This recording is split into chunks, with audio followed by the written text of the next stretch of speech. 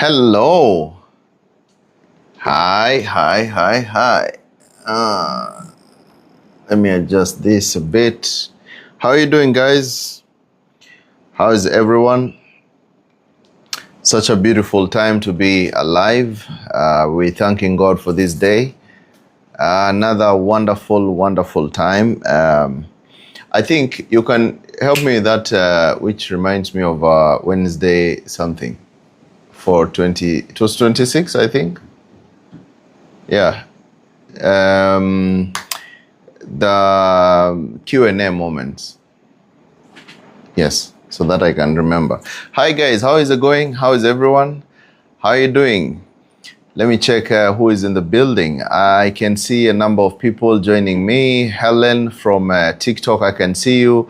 Hamisi Dani, thank you so much for joining in. Winnie Kerubo, hi, how are you doing? Thank you so much for watching me on Instagram. I can see as well Honorable Emaseniko Tai watching me on Instagram. Thank you so much. Brenda Jetty, hi, how are you? Ryan Madiba, is it Rian? Thank you for joining me as well. Billionaire, hi bro, how are you doing? Ray Summer, thank you so much for joining me live tonight.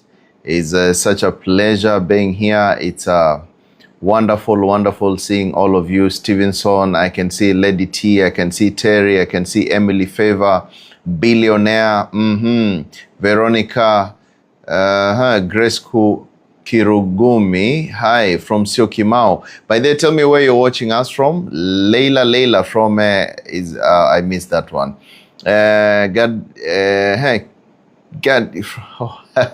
I should be reading very fast. Joyce from South Africa. Billionaire from Bondo. Is everyone a billionaire tonight? Huh? So many billionaires in the building, or is it just one? Lawrence from Kampala, Tarakaniti County, Benson, Samido, okay. Someone from SA, Vicky from somewhere else. Mr. Tika, hey, how are you doing? Kwagala, how are you doing, Kwagala? And checking on YouTube, I've got Rejoice Chikura watching from South Africa.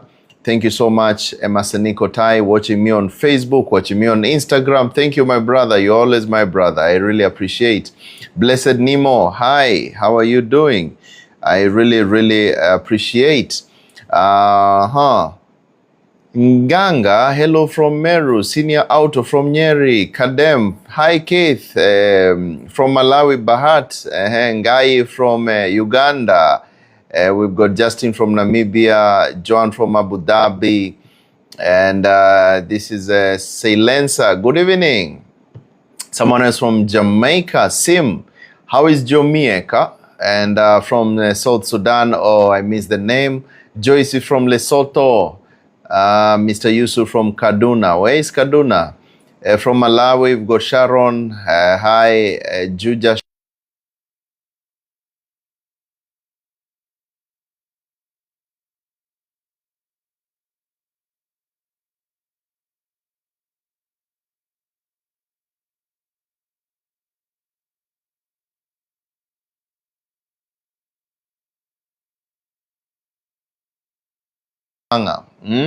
It's going to be a very wonderful time that you're going to learn a lot. Thank you so much.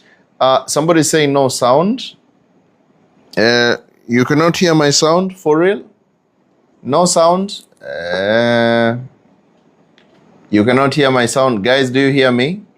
You cannot hear my sound. Guys, do you hear me?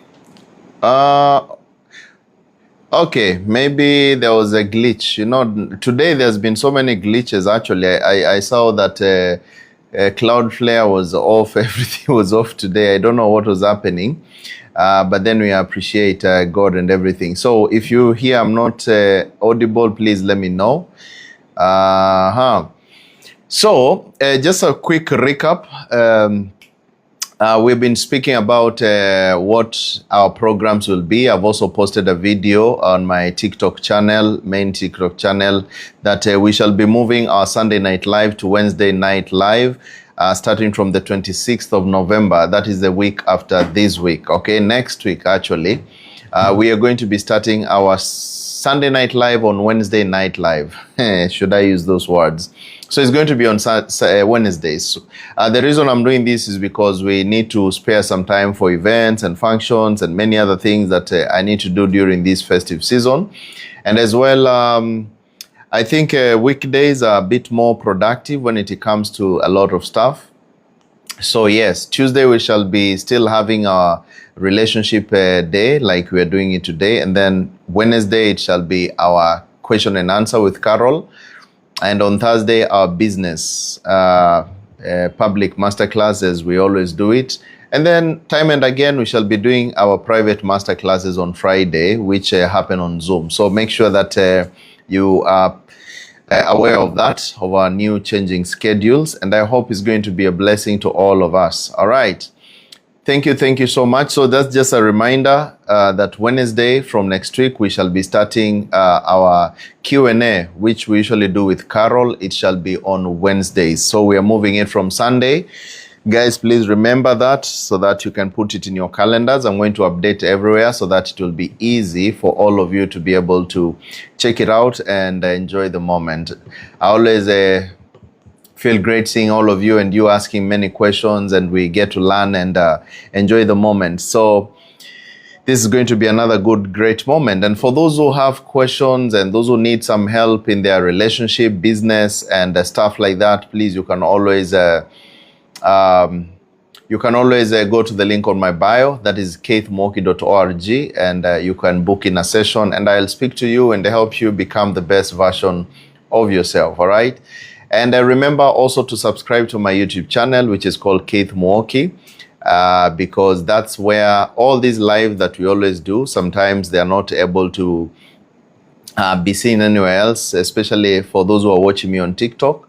The live will be later available on YouTube, so you can get in touch with it and you can be able to learn most of those things. So make sure you subscribe, and you'll also see many other videos that I've also posted, which can be of great help to you. And we are posting new content every day to be able to grow you into the best version of yourself. I want you to grow on business, on life, on relationship, on spirituality, mindset, so that you're a workman that needed not to be ashamed, rightly dividing the word of truth. 2 Timothy 2:15.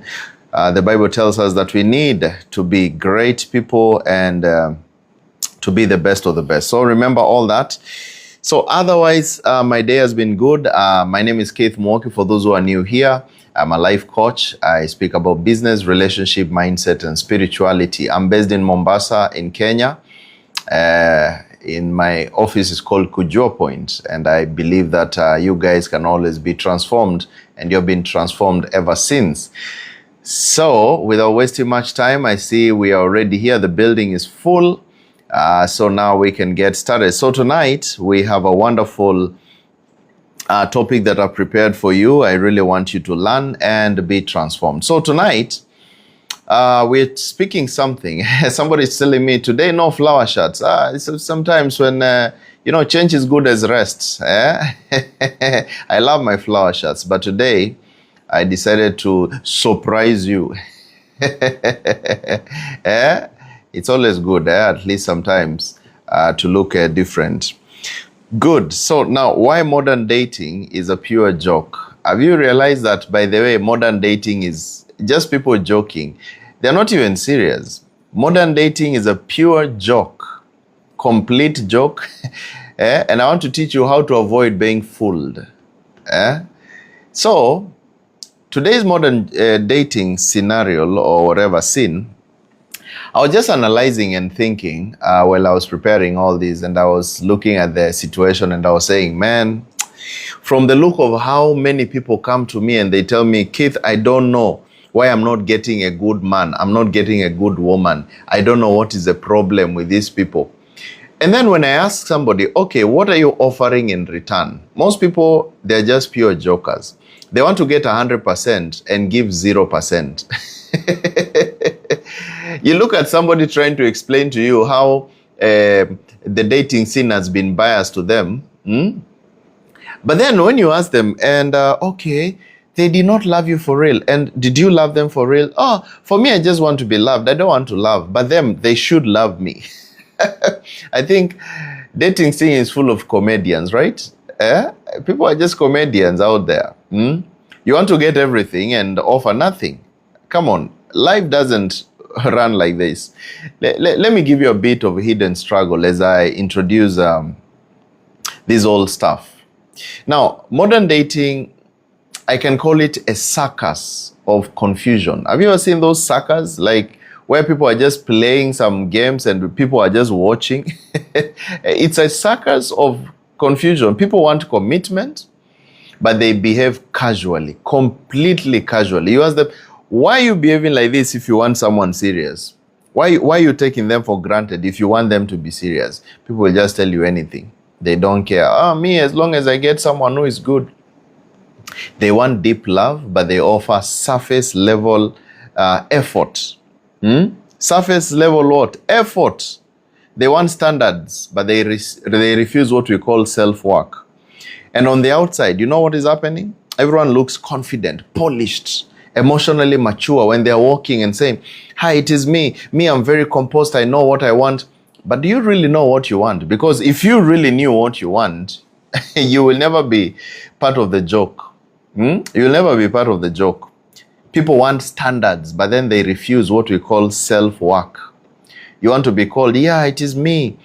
I need a woman who can do this and this, but you're not doing your side.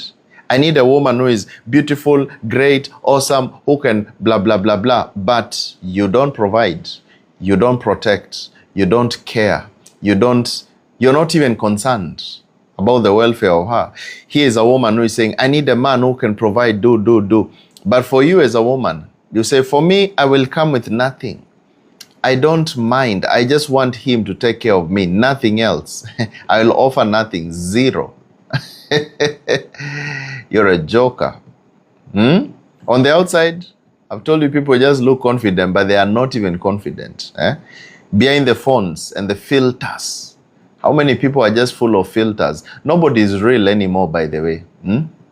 You check on social media and you ask, is it the way she looks? When you meet in person, you're like, and where is this Queen Bosette, who the prettiest? Miss whatever, the prettiest of all the prettiest. You look at what you ordered versus what you received. These two packages are too different because people are faking out there, my friend. What you order versus what you get. Hey. Others, they're full of, I'm fine, those texts. Somebody comes to you to ask you, hey, are you okay? Maybe can we catch up? No, I'm fine. I don't want to catch up. You are saying you don't want to catch up. You don't want to hang out. You don't want to go on a date with someone. Yet you are lonely. You're insecure. You are confused about what you truly want. You want a man who can do blah, blah, blah, blah. But can you be able to do the other side of the blahs? Can you be able to do that? Let me tell you.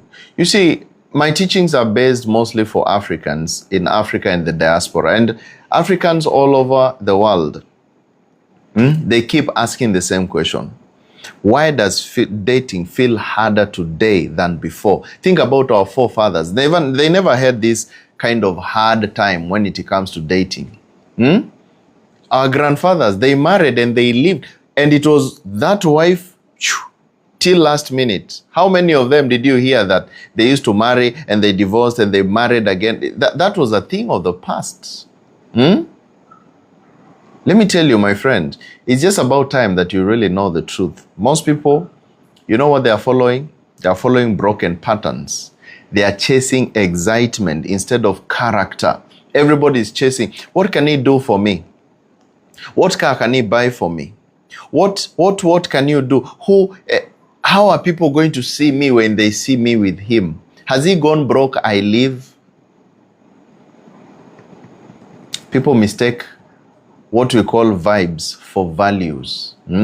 As long as this guy has got vibes, as long as this woman has got vibes and there is no value, then it's just wastage of your time. You confuse attention for affection because they give you attention, but are they really affectionate? Do they really love you? You choose partners based on chemistry instead of clarity. Think about that. Chemistry, clarity. They are not even clear with what they want, but because the chemistry is high, what we just call lust, the lust of the flesh, the lust of the eyes, and the pride of life. That is what people are chasing. Many try to heal loneliness by doing what? Jumping into relationships that often just deepen and deepen their emptiness. These are the things we call rebounds. You run from this guy into this woman, into this guy. You run from this woman to this woman. You're running from one empty cup to another empty cup. Nobody is fulfilling anything, right? Others use money. If it's men, they say, as long as I have money, I can buy. Okay, cool, you buy. But then you still continue being empty because you feel that woman is just using you. Just using you, taking you for granted. They use money. Others, they use beauty. If it is ladies, they say, with this kind of beauty, I should not suffer. My friend, suffering is constant. How many have that beauty, but then at the end of the day, beauty fades, money ends. These things do go away. And it comes to a point that you don't have anything. How many strong men have lost it all? Their strength went. How many beautiful women, the beauty faded like a flower. And now they are there wondering, oh, please, God, send someone as long as he's breathing. Social media validation has been taken today like currency. The currency for connection. As long as I'm validated, as long as people like my photos, I put my bam bam there and everybody's liking. Those who are liking, they're just lustful people. They're just saying, we are all want to tap. That's how they tap you and they get lost. Nobody will maintain there. Nobody will stay there. Most ladies, they keep on asking, but most men, they just want my body. But at the end of the day, when you position your body as the value, what do you expect? If you tell us, okay, this is my value, look at it, this is my value. So what do you expect? So if you show us where you've put your goods, that is where everybody's going to say, oh, this is what you're selling. How much? They're going to buy what you have displayed, because if you display avocados, we are not going to ask you for sugarcane. We're going to ask for avocados, the ones that you have displayed. So if you don't display your value in terms of mind, character, you only display your body in terms of what you're carrying, then that's what people are going to buy. And then you say, oh, they want my body. Okay, did you display the other side of you? Did you actually display the side which can be taken, which is important? You see, that's the thing. That's the thing. What you display is what people... If it's a man, you're displaying your money. Come on. These ladies have to know I can blow money. Okay, they come. They eat your money. They eat your money. You pay school fees for them. You pay for their village men and every person. And then she leaves you and tells you, you're not my type. Now I am well fed. I am good. And then here comes Mr. John. Keith, she ate my money. I paid her school fees from college. I thought she loved me. But what did you display, my friend? You displayed your wealth, okay? So now what happened? If that was your strength, then she came based on what you displayed, what was in the counter. That is what she bought. And that's why I tell men, please, do not give husband duties to someone who is not a wife. Women, don't give wife duties to someone who is not a husband. Wastage of time and opportunity, right? So today, modern dating is a pure joke. And for you, good people, I don't want you to be part of this joke, because it's just wastage of time and energy. It just makes people, by the time you realize, it's all too late. It's all too late. It's all too late. Because modern dating is failing, because most people are dating with unhealed wounds, unrealistic expectations, zero emotional intelligence, zero, 100% zero, nothing. You cannot build something real on a foundation of illusions. Illusions, complete illusions. When you ask somebody what is love, people don't know love anymore. If you ask today a modern woman what is love, she thinks that love, the person who offers a lot of money is the one who loves you. Hey, people are jokers, eh? So the man who offers a lot of money is the one who loves you amongst your bunch of boyfriends, eh? The one who offers you a lot of money, that is the one who actually loves you, right? What if he's a thief? Huh? What if he's a wash? He's just cleaning the money using you. Yeah? It's like telling a millionaire, if he gives you 10K per day, or a billionaire, Elon Musk, you tell him, if you give me 10K or 50K, you really love me. What is 10K to such kind of a person? He can give you his pocket change, right? Does it mean actually that they love you? No. No. For men, they think that the woman who actually casually sleeps with him here and there, everywhere, and is dressed provocatively and holds you in public and kisses you as you walk away, as you walk here and there, trying to show those fake emotions, this is the one that loves me. Is it really true? Nah, it's not true. There is no love there. It is just a foundation of illusions, all right? So many illusions. So this masterclass is going to be your reset button today. This masterclass tonight that I'm teaching you is going to be a reset button. Here we're not blaming men or women. We're just talking. We want to learn, both of us. And we want to be better so that we don't fool ourselves. You see, God says that He will give us all things so that our joy may be full. And sometimes we say that, oh, God doesn't want us to have fun. It's like always do the right thing, do the right thing. But if you do the wrong thing, then you die early. If you do the wrong thing, you die early. Waste your chances, then you'll never enjoy life. So what is the essence of all this? We are revealing tonight the patterns that make dating look like a joke, and how to rise above the chaos with consciousness. Because I've told you, everything is mind. All is mind, and mind is all. Whatever you're thinking, it's here in your mind. That is exactly the truth. As a man thinketh in his heart, so is he. So if you're thinking, this is what is best for me, then you'll always be getting what you think is best. But is it really the truth? Because you shall know the truth, and the truth shall set you free. So when you know the actual truth sets you free. But if you believe a lie as a truth, then that lie will always take over you. You get the point? So I want us to have clarity. I want us to use what we call biblical wisdom, not religious guilt, not superficial advice tonight, but the real science of attraction. Because to attract someone, there is some science which is behind there. Identity, belief, and mindset.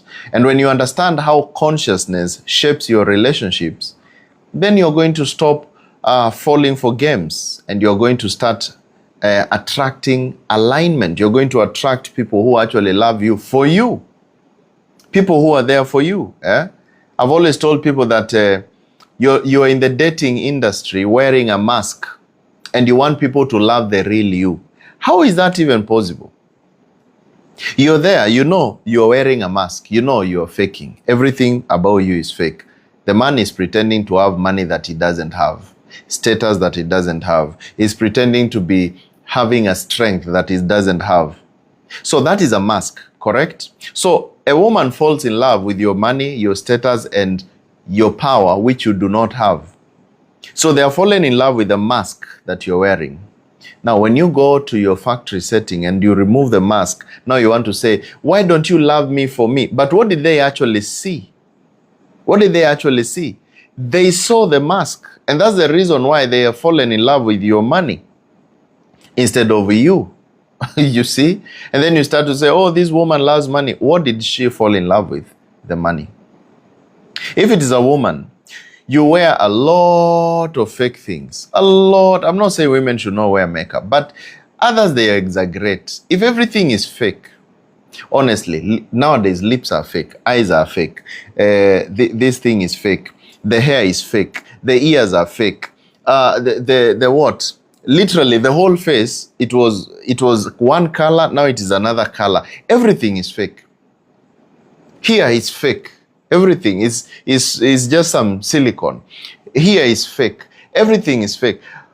So now, who is the real you? Can the real woman please stand up?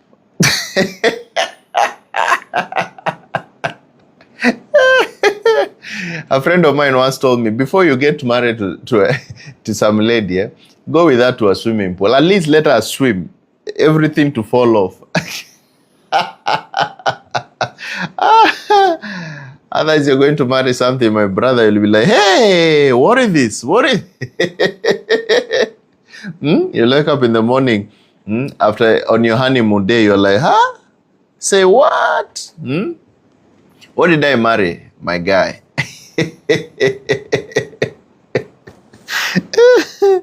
It's like you married the mask of a Spider-Man. Please, be real. Be real. Be real, be real, be real. If you want someone to fall in love with you, the real you, don't wear a mask.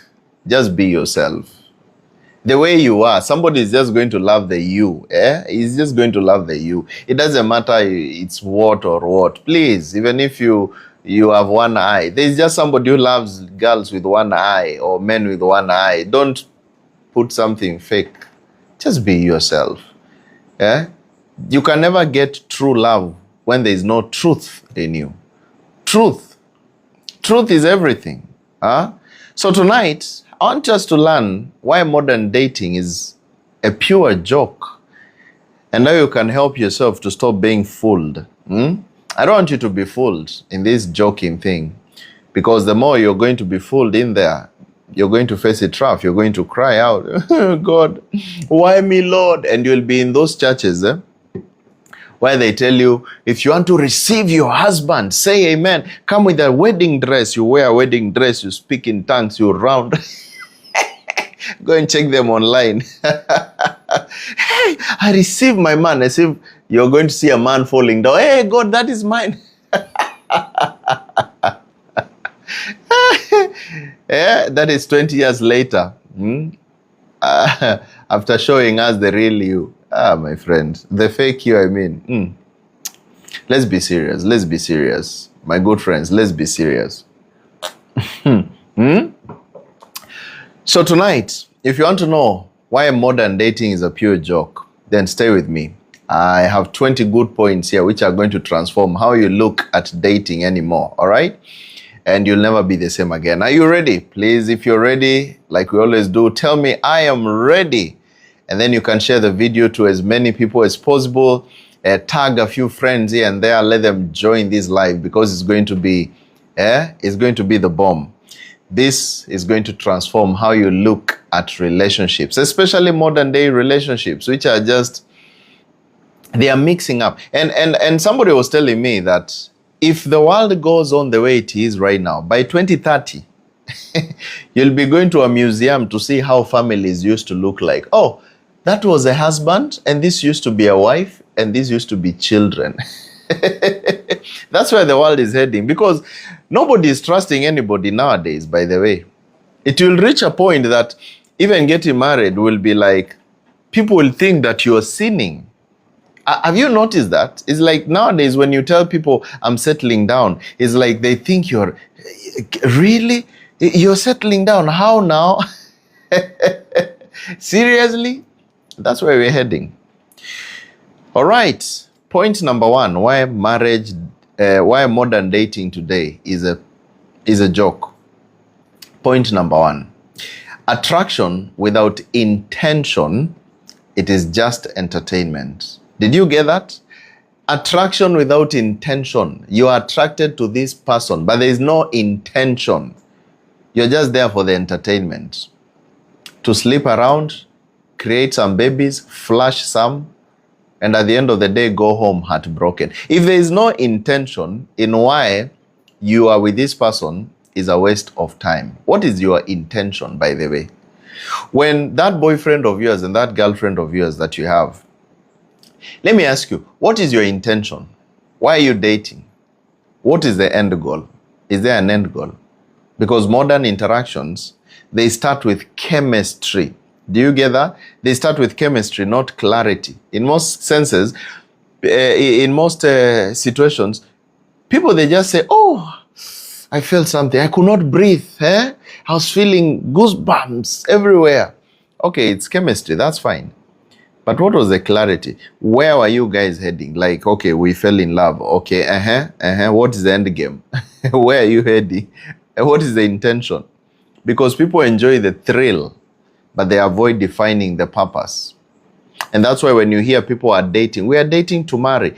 Most of the people, the dating is just sleeping around, testing. You test. And that's why you hear people who are dating and they are fighting when they found their partner talking to someone else. And you ask, but you guys who are dating, he's cheating on me, she's cheating on me. But you guys are dating. Do you understand the meaning of dating, by the way?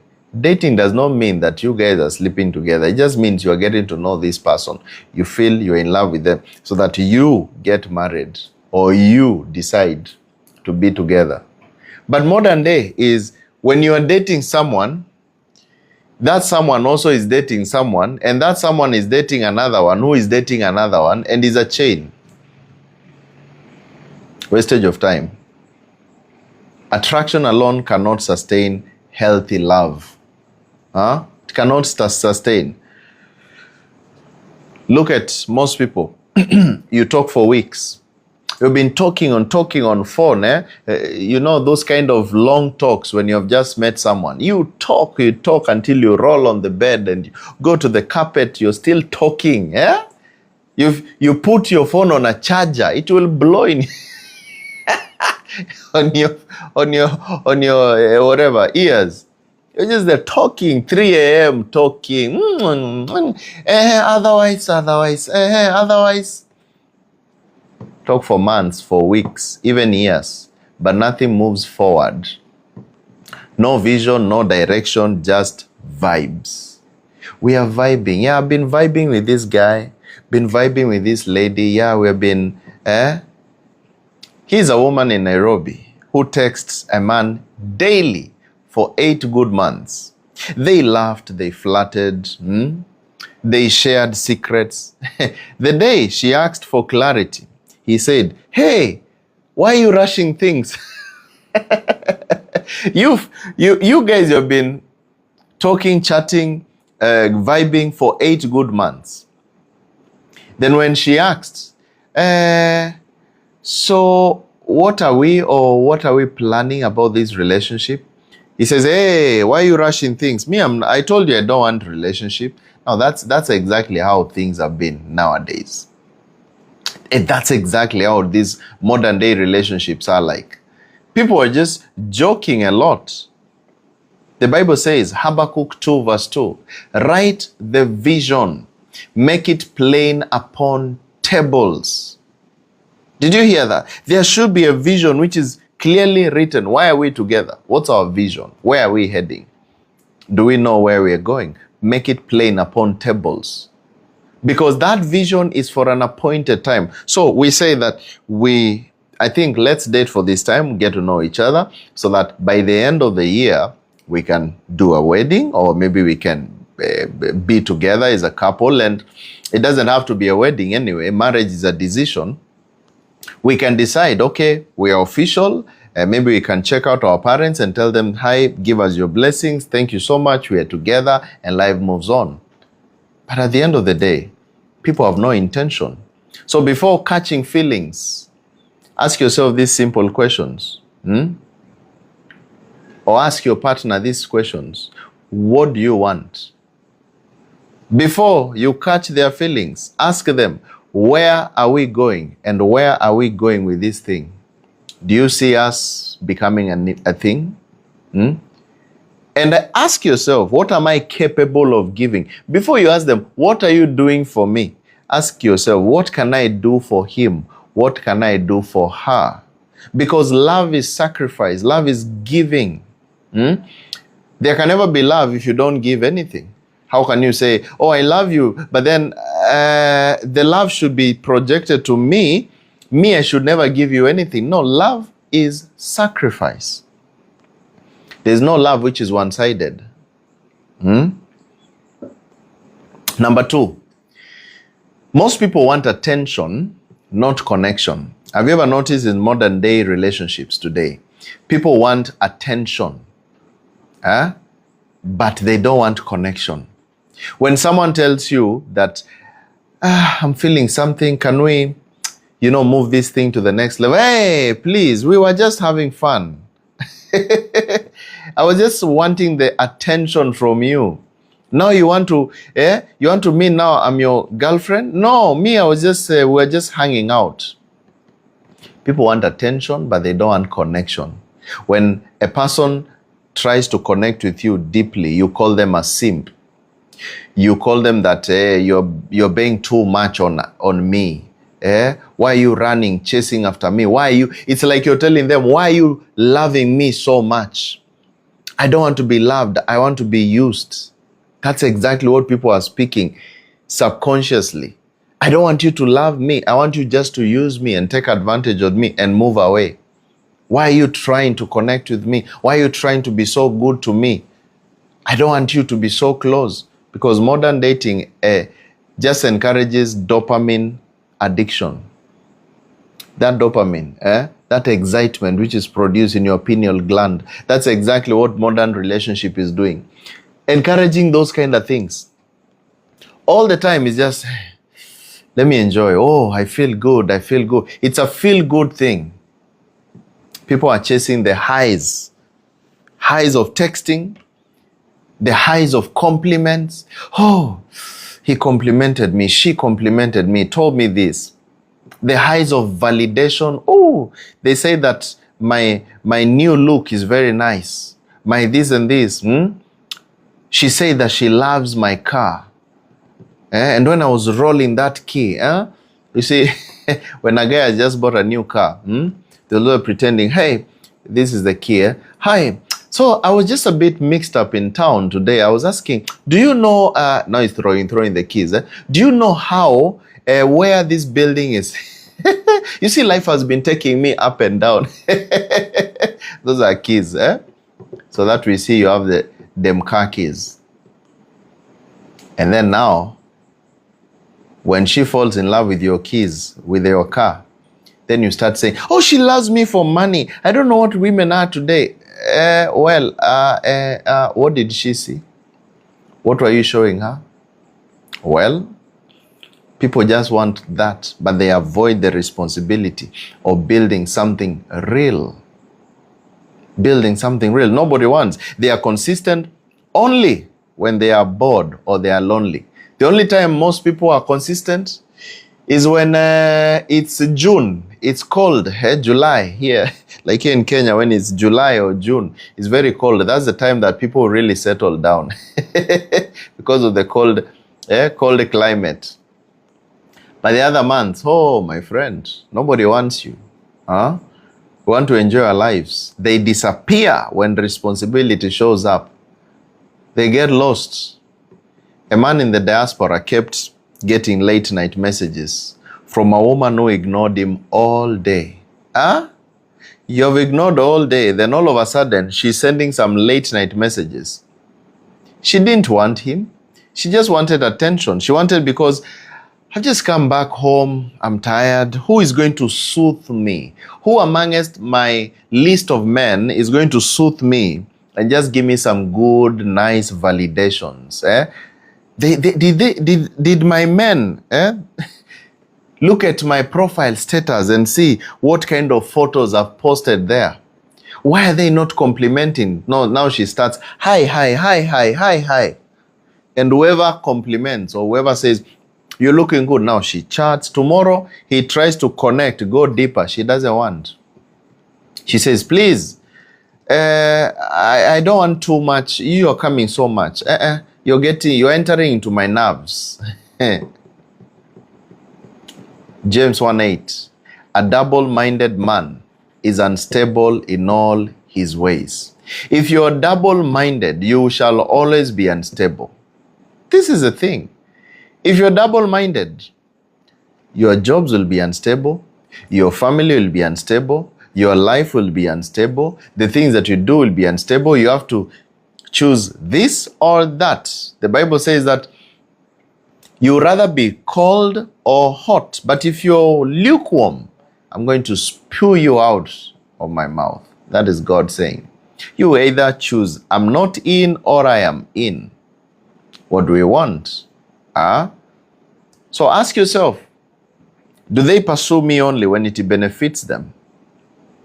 The person that I am with, does she or he pursue me when it is their time, when they need me? Or are they consistent just because of this and that? Or do they actually value me? Do I value them as well? Am I looking for them when I need them or because I value them? These are questions you need to ask yourself, all right? Because whatever you give is what you shall get. If you're using them for their money, they will use you for your body. If you're using them for their body, they will use you for your money and what you have. It's a vice versa. It will be a win-win situation. Number 3, you keep texting your triggers, not your future. Do you know most people are just texting, chatting their triggers? You know what? When I talk about triggers, I mean many people are drawn to the to those who mirror their wounds. You've been hurt before, so you've been chatting and falling in love, or I would call it love, or just falling in a pattern with someone who also behaves like you, because you're confusing emotional adrenaline with emotional compatibility. How many people you are dealing with a cheater who cheated on you, and then you moved out, you met another one who was with a cheater, and then both of you have been cheated, and here you are together talking about your cheatuis, the cheatee and the cheatues, and you're both there. And because of these two stories, you find yourself saying that we are fallen in love. Have you really fallen in love? Not really. What you're fallen in, you're fallen into this, what we call adrenaline. You're fallen into a pattern. You're fallen into what we call rebound. He's on rebound, she's on rebound. Both of you are in a rebound. So when you heal or she heals, why either of you is going to leave? Because it was not even real. Both of you are not real. Because it was not really emotional compatibility. What happened is you are together because this one was facing a similar situation like mine. I've been going through this. Me too.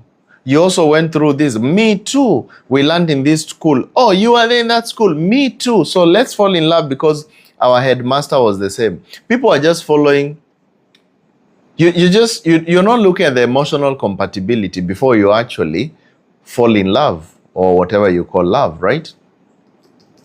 Think about this. You fall in love with people who give you mixed signals, who create anxiety. Have you ever noticed that people fall in love with the person who gives you some type of tension? Some type of tension? Or someone who reminds you of a past trauma? This happens a lot. Here's a woman in Kampala, a good example, who kept chasing emotionally distant men because she knew she grew up chasing her father's attention. The father was not available, always not there. So because she's been chasing her father's attention, what did she do? She started chasing men who are not there emotionally. And then she thinks, why am I attracted to this kind of men? It is because you have not dealt with your past traumas. Your father was never there, so now you find yourself attracting men who are never there. And then you think that that is love. Well, because it's what you are used to. You need to go back to factory settings. You see yourself, by the way, am I in love with this person because of something I experienced before? All right? Is it because of something I experienced before, or is it because of now? Am I in love with this person for who they are, or am I looking at something? As he thinketh in his heart, so is he. If you're thinking about that trauma, so are you going to be traumatized. Proverbs 23 verse 7. Whatever you're thinking is what is going to apply to you. So be very keen. Write the emotional patterns that you keep repeating. Ask yourself, what are some of the things that I keep repeating all the time? I repeat them all the time. I meet cheaters. I meet emotionally unavailable people, men, women. I meet people who beat me. I meet people who are always like this. What is the issue within me? Because let me tell you, all is mind and mind is all. This is for sure. Don't say that, oh, this person is bad or this. What are you doing with that bad person? You attracted them based on who you are. You don't get what you want. You get who you are. If you're always finding that all your men are cheaters, there's something inside you that has something to do with cheating. If all your women want your money and they are not showing you love, there's something inside you which has a problem, because the mind is all. You attract based on the qualities you've got inside your mind. So change your mind, change your life. It's just like the way the Bible says, let the poor say, I am rich. Because when the richness is inside, then poverty will fade from the outside. Let the weak say, I am strong. You may be weak in the physical, but when you change the spiritual side, you become strong, then strength shall be seen in the outside. As it is in heaven, so shall it be on the earth. You understand? This is the thing. So you have to put this and understand. So write those emotional patterns that you keep repeating over and over, and identify whether it is connection or trauma reenactment. What exactly is it? Is it connection, or is it some trauma that I'm trying to reenact each and every day? Number 4. People want loyalty without exclusivity. You want somebody to be loyal to you, but you don't want to be loyal to them. You want to be with so many, but for me, they have to be with me. Loyalty without exclusivity. For you, you can date multiple people.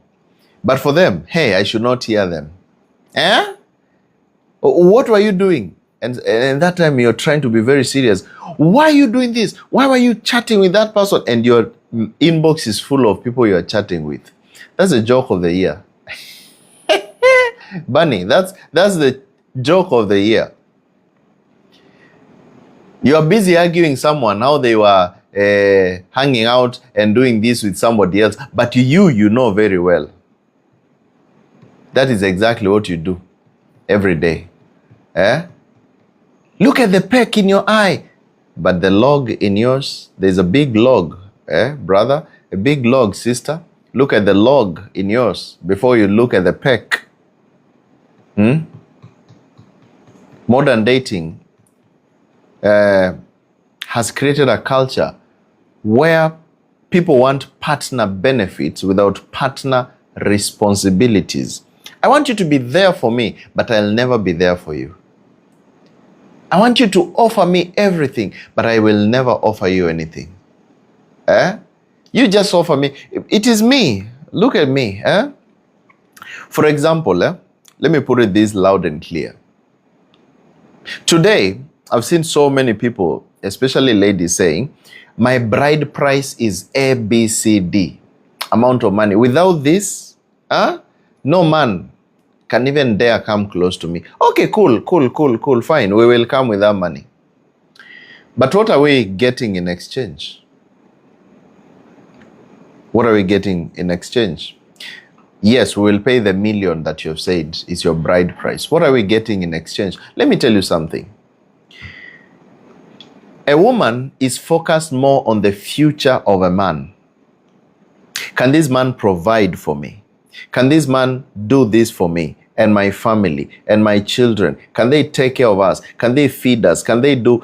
Women want to date up. someone who is higher than them, who can do all these kind of things. That's fine. But a man, he's more concerned about your past, not your future. I want you to get this point very clearly, my dear brothers and sisters. Men are more concerned about a woman's past. Why? Because of what I am purchasing into my life. You get the point? A woman's past matters a lot to a man. A man's future matters a lot to a woman. Here you come and you tell your man, hey, my days. I used to go out, smoke weed, do all those kind of things. I used to sleep with man 1, man 2, man 3. They could tell me nothing. But babe, I've changed now. My friend, he's going to leave you in a subtle way like a snake. He's going to say, hey, and this is what I'm purchasing. This is what I'm getting into. It's lost. You're there trying to shine to your guy, trying to tell him how your past was really a good one. In my days, if a man did not have this and that, he could not have me. Only those men who had this and this, my exes, all of them had to have this. This is why a man is listening and saying, so her past is like this. Okay. Well, this is the reason why men ghost. They listen to your stories, and they get lost on a silent morning. You never see them again because your past is your present. Ladies, this is something you'll never be told. Men will never confess and tell you, but this is the truth. This is the truth. And every woman who has a rough past, what happens to her value? Down. If your past has been rough, because it is your innocence which is the value. A woman's innocence is her value. And the value of a man is in provision. Do you see the future, Mr. Man? Can we eat from you? Can you provide and protect us? If your future is not bright, Mr. Man, you are alone. You are alone. You are alone. And that's why I tell women, please protect your past. Protect. Sorry, be it past, or should I call it, protect the moments that you have. If you're just running up and down, doing all sorts of things, and now when you retire, from badminton services, bed to bed midfielder, after you have run from bed 1 to bed 2 midfielding, now you say, now I want to settle. Where are the men? Guys, now I want to retire. I want to retire now. Guys, who do I retire? Who do I retire with? You will retire alone. You will retire alone. And that's why, you see, you're my sisters. I have to tell you this thing, because if I don't tell you, then who am I going to tell the truth? Who is going to get the truth? Because your value is in your innocence. The more innocent you are, the higher the value. So before you ask for $1 million for bride price, ask yourself a simple question. How is my past? Is it worth the money that I'm asking? Is it worth this and this? If it is not worth it, please reduce.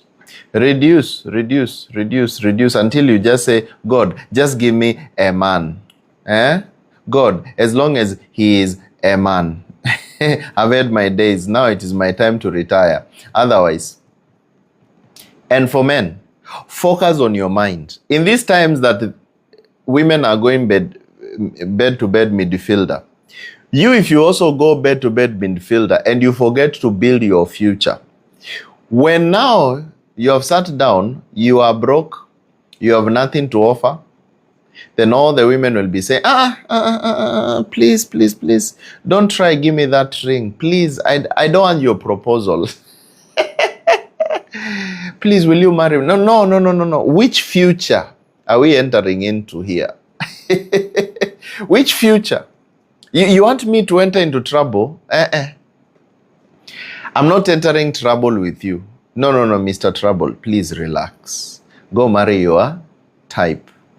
When other men were building castles, when they were buying farms and building businesses, you are bed-to-bed midfielder. Eh? Now you want to retire with me. You see, here is a win-win situation. Every person has to know the real truth. Because if you don't know the truth, then you're going to be sitting there just making a joke out of yourself. If you're a man, you didn't build yourself. Then now, just look for someone in the village who is just your class and move on with life. Just say, God, during my days, my heydays, now I'm here retiring with what God, this plate you're prepared before me, Lord. I am okay. Thank you, Lord. Whatever you put before my table, I will eat, Lord. It doesn't matter it looks like what. Whatever you're prepared, I'm ready for it. Modern dating has created a culture where people want benefits without responsibilities. They flirt with you, they spend time with you, but confidently, they tell you, you know what, we're just joking, we're just talking, we're just experiencing, just enjoying life. So please don't try and be so serious about this. These jokes. A man in Mombasa cooked for his girl, brought her groceries, paid her rent, did everything. Used to be all in all. Oh, my dear, I can do this. And then when they went to hang out in a function where there were family members, and they asked, oh, and who is this guy? Well, he's just a close friend. The man felt like, felt like those Tai Chi movies. Hey, you want me to get a heart attack? We are just friends. After paying your rent for all this time, buying you groceries, buying you clothes, buying you what? It is because of what? People are just there. They're just joking. Nothing is even serious. They want loyalty without exclusivity. This lady, she just wants this guy to be loyal. Just keep on paying my rent. You mean you can't pay a rent for a girl? You can't pay for a girl? What kind of man are you? You cannot pay for a girl. But you're not exclusive. Why am I paying your rent? Why am I buying you groceries? Why am I doing you all these things if you're not exclusive? What is my side of the bargain? If I'm getting nothing, then, well, don't call me close friend. The Bible says in Matthew 5, verse 37, let your yea be yea and no be no. Let your yes be yea and no be no. If you're not there with me, tell me I'm not there with you. If you're there with me, tell me I'm there with you. Yes, yes, or no, no. So stop giving exclusivity for people who give you uncertainty. So tonight we are talking about why modern dating is a pure joke for those who are joining us. Why modern dating is a pure joke. And I want to go to point number 5. Because I really don't want you to be fooled into this. Number 5, your standards are clear. That's fine. You've got the standards. Number 5, your standards are clear. But your discipline is not. How many people have set good standards, but there is no discipline? Another joke of the year. You set a lot of high standards. Me, I cannot date if this person is not above. If you don't earn, if you're not this beautiful, I can't. That's a standard. Cool, that's fine. But your discipline, you yourself, are you even disciplined? Many know what they want, but they don't act like it. If you say, I want a high-value man, are you a high-value woman? If you say, I want a high-value woman, are you a high-value man? Because it's a win-win situation. You can't get a high-value man, the CEO, the director, tall, dark, handsome, who is caring, gives you flowers every day, 24 hours, gives you a flower every day for 365 days a year. Does all good things, introduces you well, good in bed, good in talking, good in top-notch, does not cheat, does not lie, does not do these lists of expectations. He talks to me well, he cooks for me, he watches movie with me, he goes to work. He doesn't spend too much time at work. He stays with me at home, but he's working. He gives me attention, but he doesn't give me a lot of attention. He texts me, but he doesn't text me too much.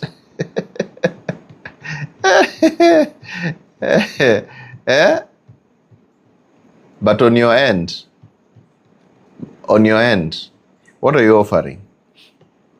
Are you a high-value woman?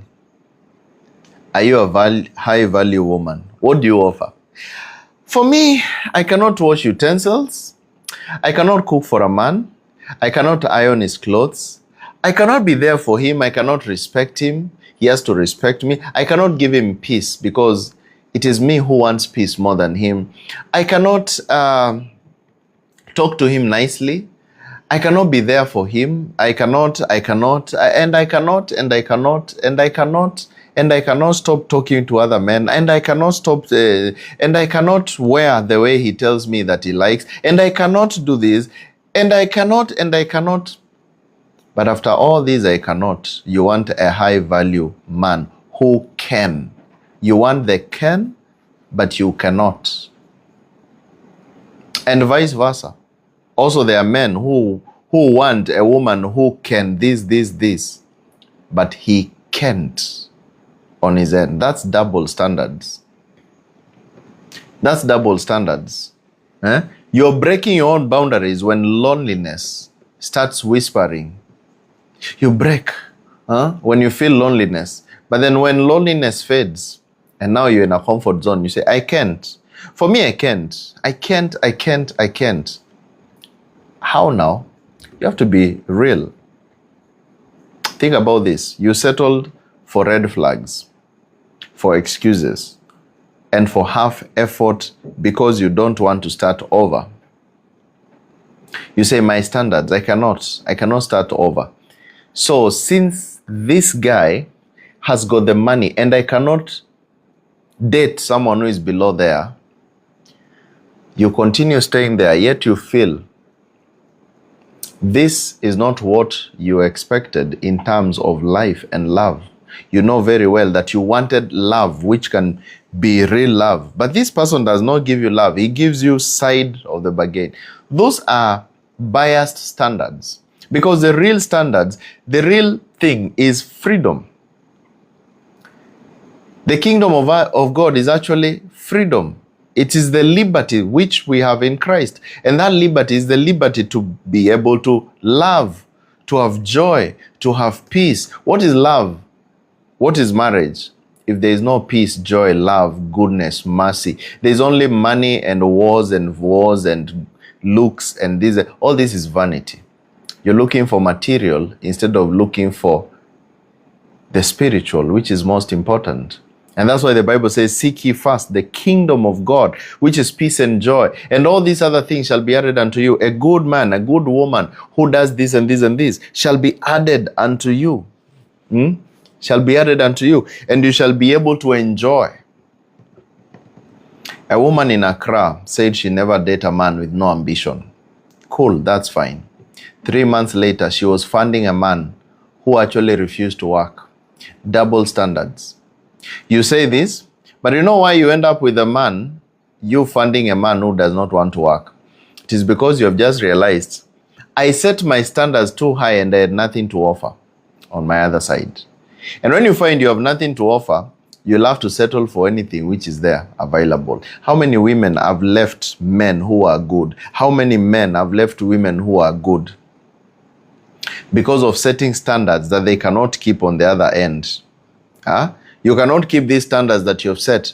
I want a woman who is top-notch. But you're not top-notch in provision. You're not top-notch in protection. You're not top-notch in taking care and being a real person. Then you lose what you have. Then now you end up eating crumbs. A woman decides to do the same. She ends up with some crumbs.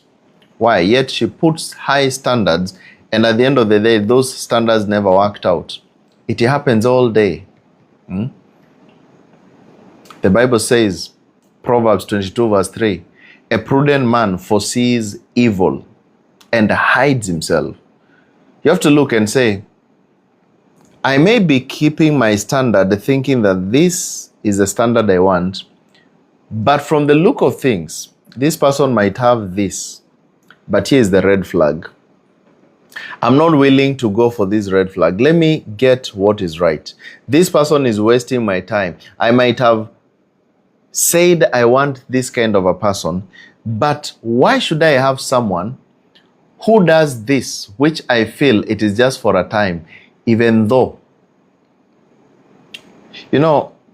I was listening to another podcast and some lady was being asked, would you rather be with a man who provides everything for you? He gives you money for this, gives you money for that, he buys you a good car, a nice house, everything, but then he cheats on you. Or would you rather be with another man? He doesn't have much. He's just, pushing on with life, but he's very faithful with you. All ladies in that interview are like, we need the one who is cheating on us, but, he provides everything. Now, that is a standard that you put, but it has a consequence. And this is exactly what is happening today in modern day society. People will say, I would rather be with this guy who is wasting my energy, treating me wrongly, abusing me, taking advantage of me, as long as he just gives me some few bucks here and there. And then later you find that those standards that you set, they're actually eating you up. They are the same standards which have made you become miserable. And that's why I'm saying today's modern dating is a piece of joke. It's total complete joke, because people don't even know what they want. People don't know what they want. Number 6. Another reason why modern dating is a joke, and how you can stop being fooled. People confuse communication with connection. This is something which is happening today. People are confusing communication with connection. Talking every day does not equal to compatibility. How many people talk every day? So many. Hi, how are you? Fine. How is your day? How is your day? You have eaten? Yes, I've eaten. What are you doing now? I am doing this. Okay, cool. Later. One day, or the day ends, she's there again. Hello, good night. Good morning. Have you eaten? Communication is not connection. Some people are excellent communicators, but they are terrible partners. They can communicate all they care, because some of these messages, by the way, they are just auto-generating them with the AI. But in real sense, what they are saying versus who they are, they don't match. Have you found yourself with great conversations with someone, but zero action? Zero action. They talk sweet, but nothing in your life improves. Nothing. They are very good, sweet talkers. When that person talks to me, I feel this. But then when you look at your life, nothing is improving. Nothing is changing. Nothing is changing. Here's a man in Johannesburg who spoke beautifully. He sent poems, prayed with her, but refused to show up when needed. When she said, you know what, I'm feeling pained today. I want to go to the hospital because there's this. That's the day that he doesn't appear. When she's in trouble, he doesn't show up. But the moment of have you eaten, good morning, good night, he's always there. Hey, can you save me with this amount of money, I need to do this. Oh, yeah, sends you. But the day you'll be in trouble, they will never stand with you. By their fruits you shall know them. Matthew 7 verse 20. By their fruits you shall know them. You don't know people by the tree. You know by the fruit, by their actions. That's how you know somebody, and you know this one is just a communicator. He's not connected with me. They just talk to me because I am available. Yes, they just talk to me because they need me over the weekend. But in real sense, they are not connected to me. I just don't feel the vibe. So you need to judge consistently, not just a conversation. Judge consistency, not conversation. How are they consistent? How are they like? Number 7, modern dating rewards pretenders. Modern dating rewards who? Pretenders. People who are wearing masks, not producers. People who produce real love, they are not rewarded by modern dating. I need a modern day man, modern day woman. This one rewards only pretenders. People only pretending, those who are just enjoying others. That's the thing. The dating world today, if you don't know very well, it's about performance. People show their highlights, not their reality. How many people, even celebrities online, they are talking and saying, hey, the car you saw me with, now when they want people to contribute for them, they have just gotten themselves in some mess. And people are saying, but you showed us you had a very nice car. It wasn't yours. You know, at that time I was just, it was not really my car. I was because of, I just wanted people to see. Just now, because you want to get some people to contribute. Because people are just faking it. It's all faking. This world is full of a lot of things which are not even true. Things which are not true. And people are just performing to be seen. You see them laughing online, but when you look deep down, they are crying. Deep down, many people today, they're in shambles. Their lives, they wish that they had your life, and you wish that you had their lives. Everybody is wishing to have somebody else's life. So funny. People are showing you their highlights of their lives. Wow, look at here. Wow, hey, this is where we are. Hey, selfie. But then, when you look at this person behind the selfie, is a wounded, crying person who is seeking for help. Think about this. Their social media image does not match their real life habits. Doesn't match their values, doesn't match their emotional stability. They are holding hands in public, but they are fighting in the bedrooms. They are doing it for the cameras. But when you look at it, you think, wow, look at that. This, my friend, let me tell you, I'm a coach. I speak to so many people. Most of them being even celebrities. Oh, look at them, the way they are doing good. And in my inbox, they are full crying, saying, we don't see eye to eye. It's only that we don't want our content empire to go down. We don't want our content empire to go down. Please, what are we going to do? Rescue us. And I tell them one thing. Listen, you have to be true. Be true to yourself and be true to others. Stop faking. Stop putting on a mask. Stop being a pretender. The more you become a pretender, the more you're going to lose. The more you're going to attract pretenders, not producers. A woman in the UK dated a man who looked wealthy online. Wealthy online. Wow. This guy is driving some GLEs and, PGDs and whatever they are called. And wearing designer clothes. Soft life captions. Soft life. Huh? Soft what? Soft angoa? Soft life. In reality, the fella was drowning in debt. And here the woman said, oh, if this guy proposes, I'm in. You don't know if this fella has been taking loans. Too many loans, debts. Huh? And you have gotten in there.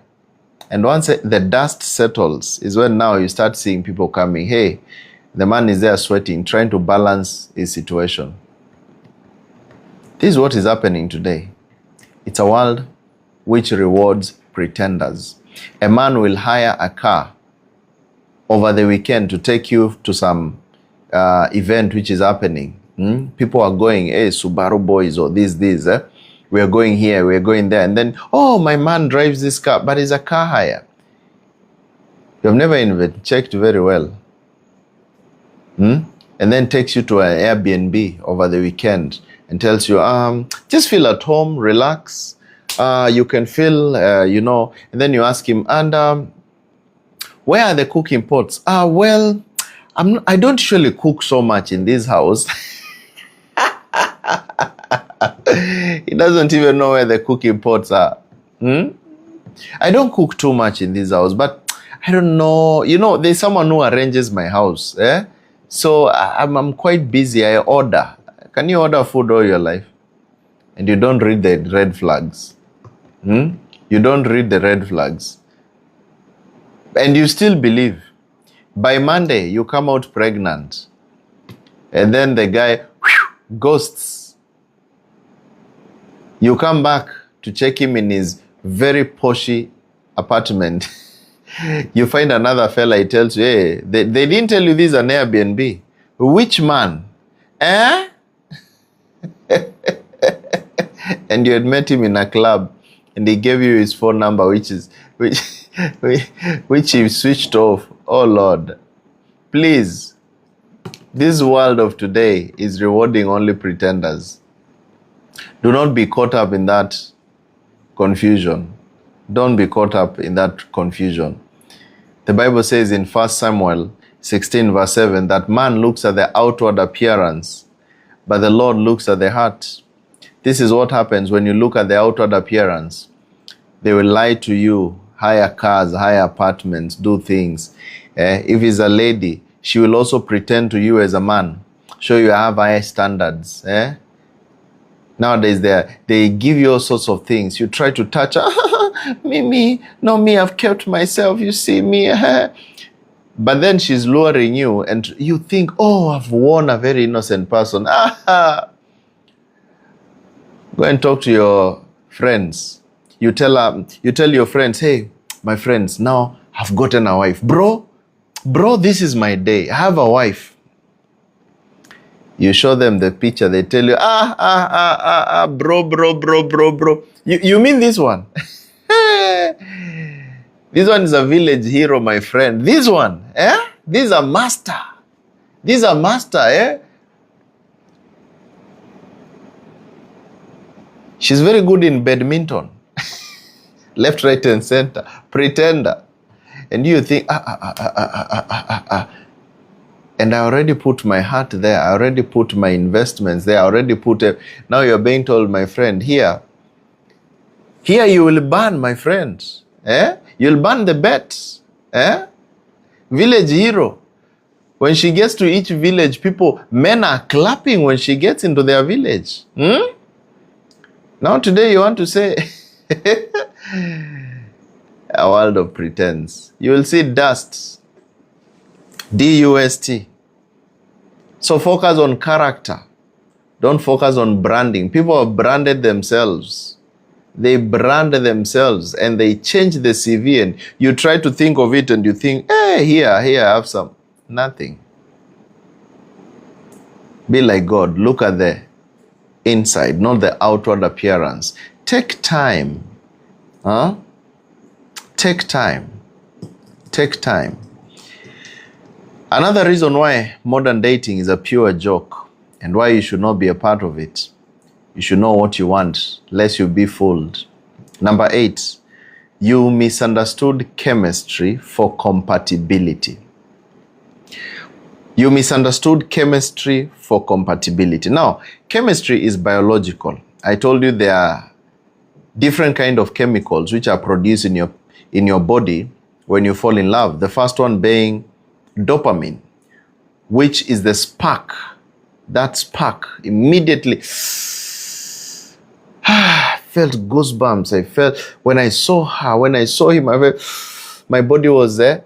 That's a chemical called dopamine. We've got oxytocin. We've got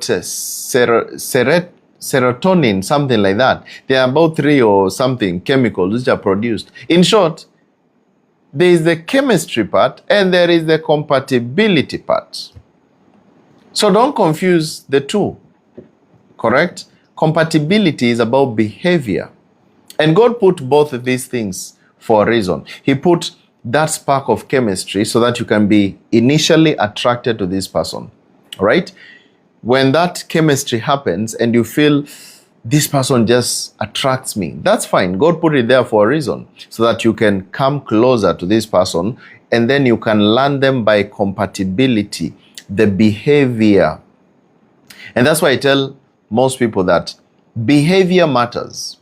Behavior is going to keep a relationship. You understand? A relationship will not be kept by chemistry. It is kept by behavior. And that's why if you don't respect your man, if you don't give peace to your man, he's going to go away. It doesn't matter you're model number 1, top world number 1 of all beautiful women. He will go away. If you're a lady as well, and you've been with a man, he can give all the money in the world, but he beats you, he abuses you. It doesn't matter how much he provides, how much he does this and that, you will still be left as a man. Because behavior is everything. Chemistry is something different. You see the point?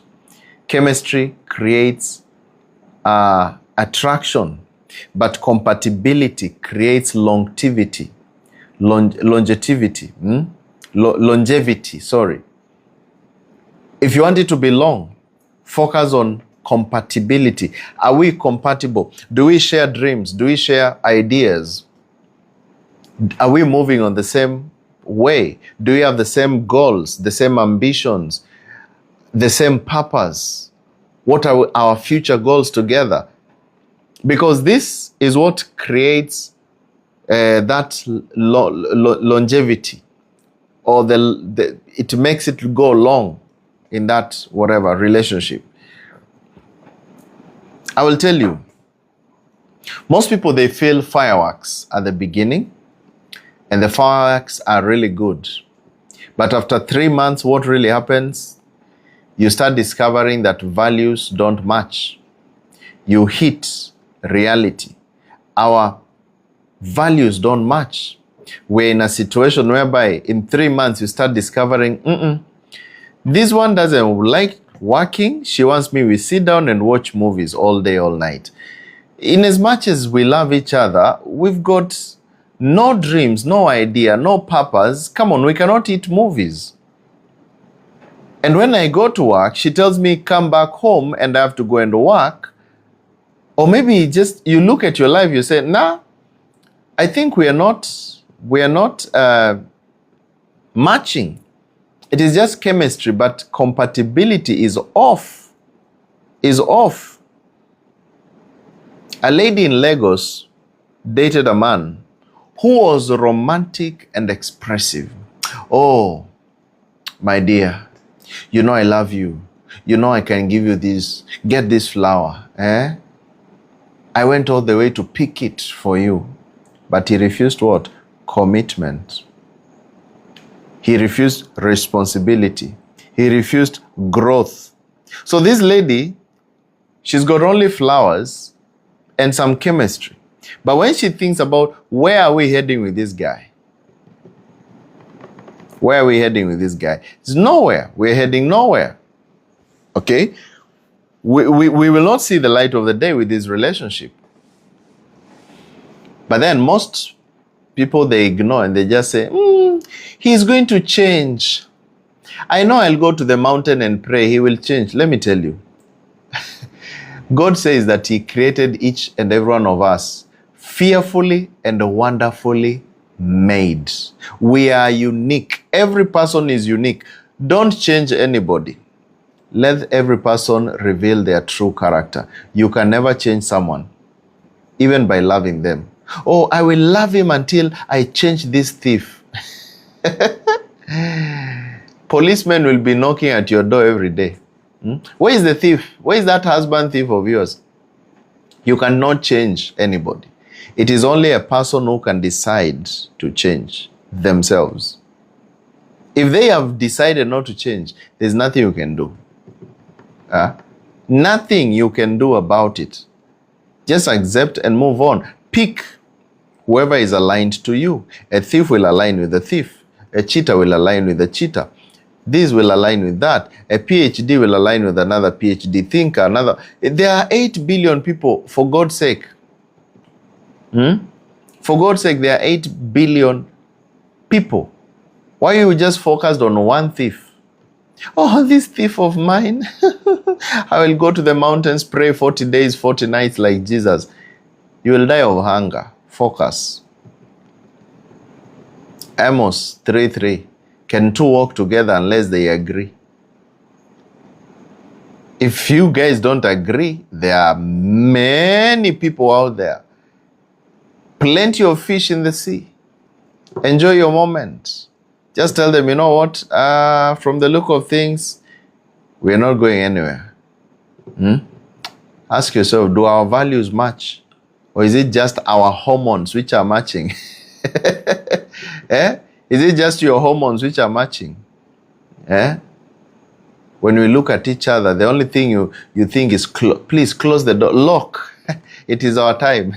You don't want visitors always. Because you know it's just hormones which are matching. Why modern dating is a pure joke. Point number 9. Social media has trained people to be consumers, not builders. Think about this. Do you know social media has really trained people to be consumers, but never builders of anything? To gain and gain and gain, but never ever to build, never ever to give. That's the world that we're living in today. That's the world we're living in today. People scroll through partners like products. You're in a dating site. By the way, we're opening our new dating site is coming up very, very soon. We're almost done, by the way, guys. It's really a headache to prepare the dating site. But ours will not just be like chwa, whereby you just pick your whatever for the day. Nah, it's going to be more focused on real relationship which have a goal. Okay, so it's coming very, very soon. We're almost done. By the way, you should confirm, Martha, where it has reached. Confirm with Ryan and let me know right now. Okay, so it's coming up. So anyway, I was saying that people scroll through partners like products. Tall, dark, tall, handsome, yellow, pink, like this, like this, like this, all those kind of things. They don't even invest. What they do is that they sample. They sample. They don't build, they browse. Let me see how this guy tests. Let me see how this lady tests. You're sampling. Can I sample the product? Social media life has trained people to be total consumers. They keep saying, I am not ready, I'm not ready. But they stay active on dating apps daily. You are active there.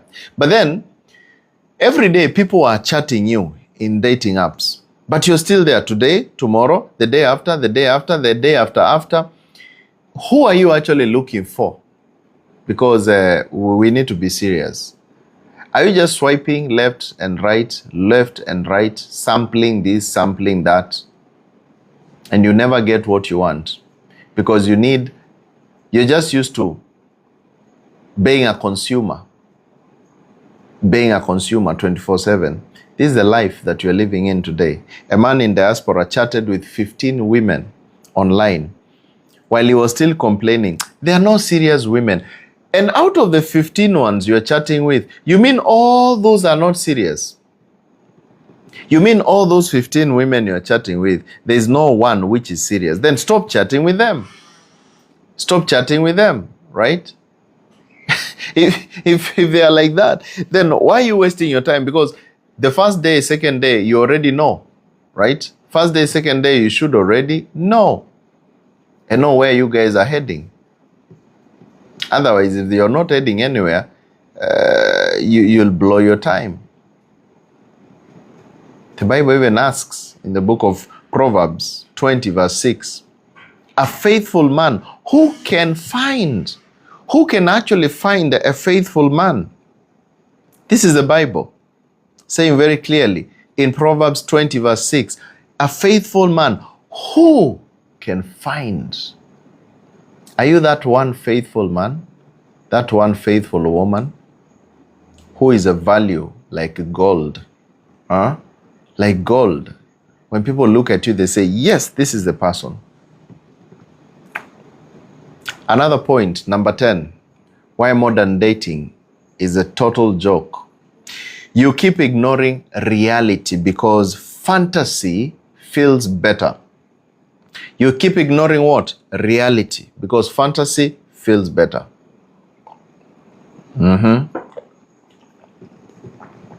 You keep on saying that, hey, for me, I want to be married by a billionaire. And trust you me, in your whole village, honestly, you have never moved outside your village. You want a billionaire, and in your village, there's no millionaire. So, and you don't plan on moving out of your... So where is this billionaire? Is he going to drop like a rock from the sky? Where? How? Huh? You want to marry a man who has this, and you know the places you hang out. There is nobody who is that way. Eh? How? Those are just fantasies. For me, my man has to be driving a Rolls Royce. He has to be having how many amount of money in the bank? You yourself, you've never seen one Rolls Royce or even touched it. He must buy me this kind of car. It's very close. Eh? Yes, the dating site is very close. I'm being told by my team. So stay prepared. Stay prepared. We are going there. So now, back to your story. If you are saying that my man has to buy me a car, yourself, you do not even have driving license. You don't even have money for fuel. You want one thing, but then you don't even have the platform, the foundation of it. Let's be realistic. Let's stop fantasizing, because fantasies, sometimes they don't work.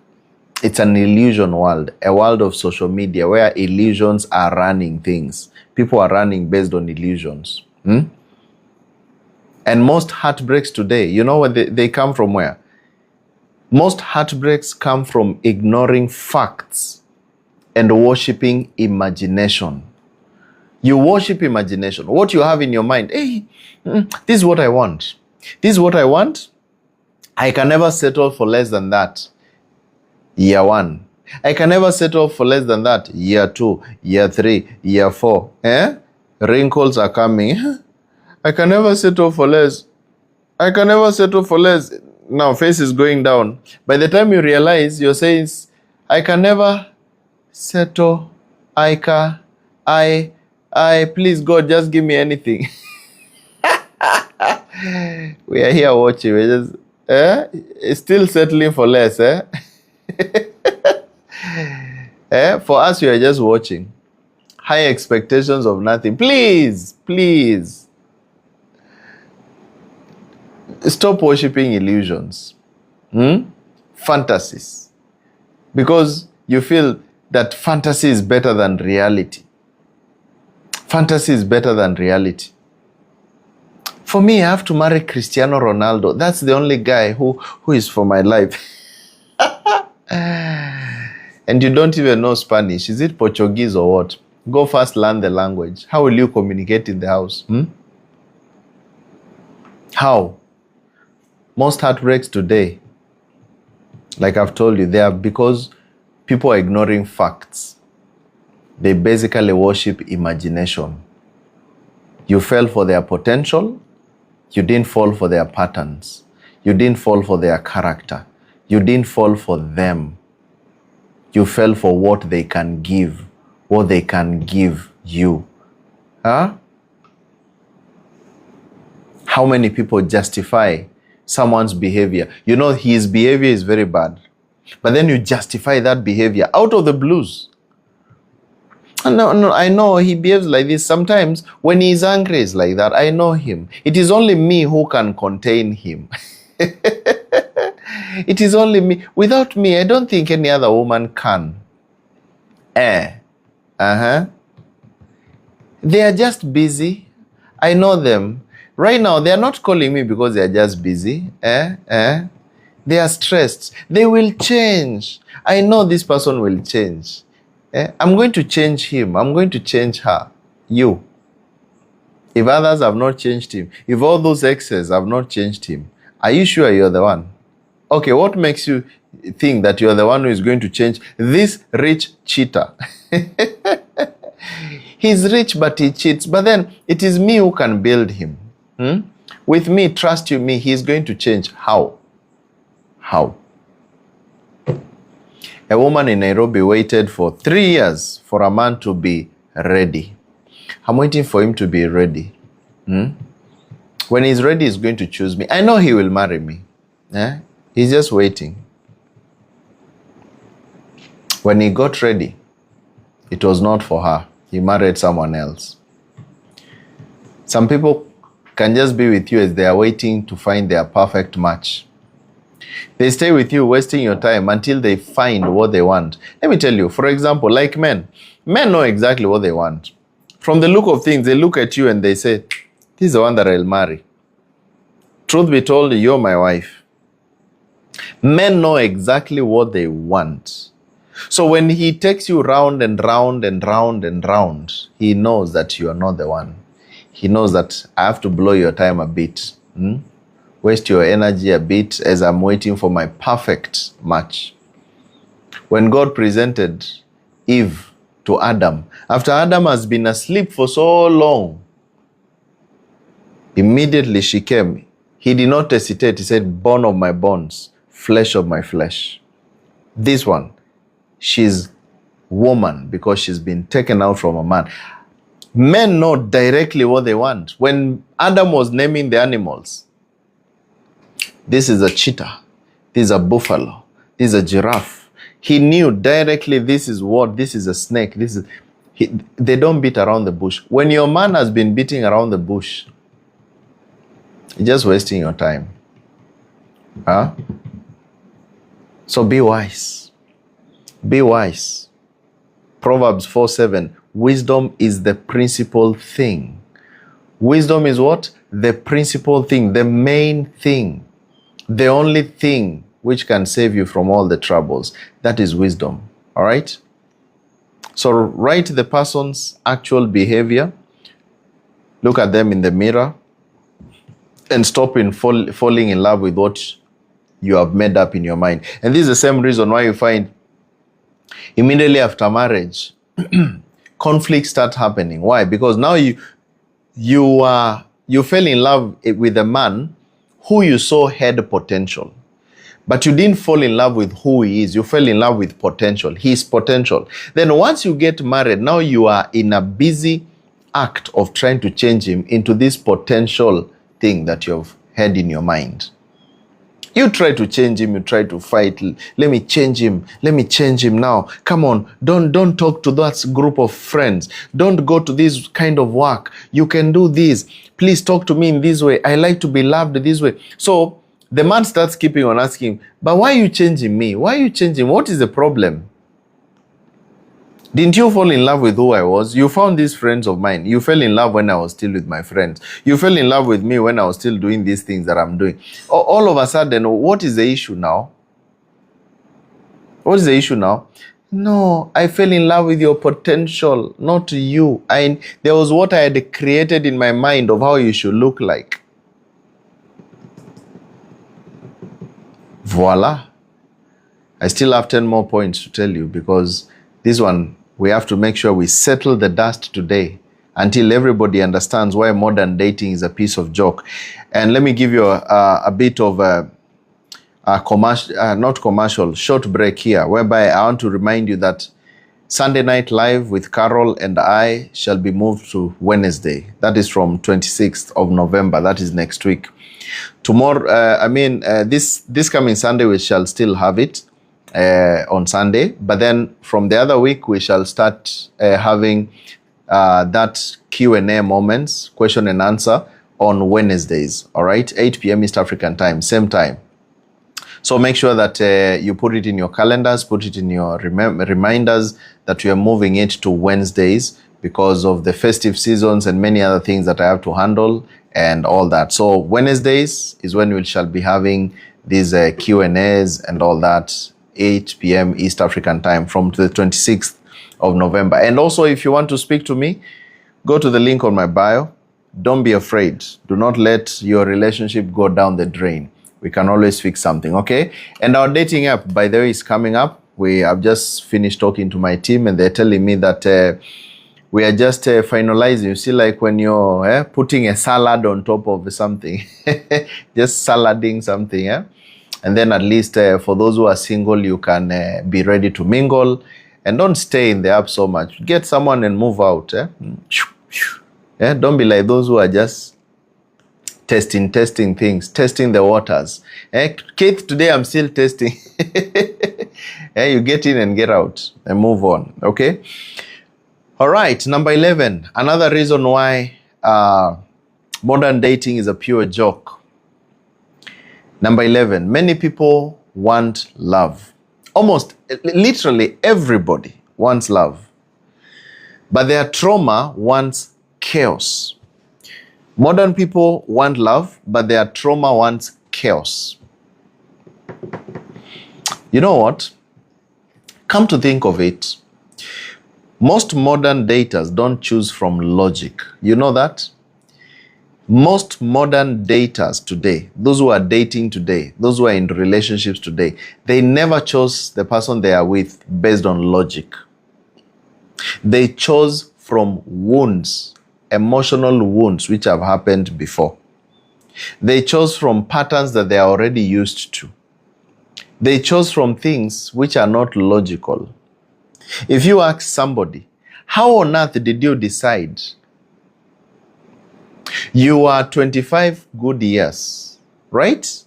You are dating someone who is 55 years. Where is the logic? And you want to give birth for him? You want to rear children for him? The next 10 years when you're 35, this guy is dead and buried. Okay, give me the logic. Give me the logic. For real? Where is the logic in that?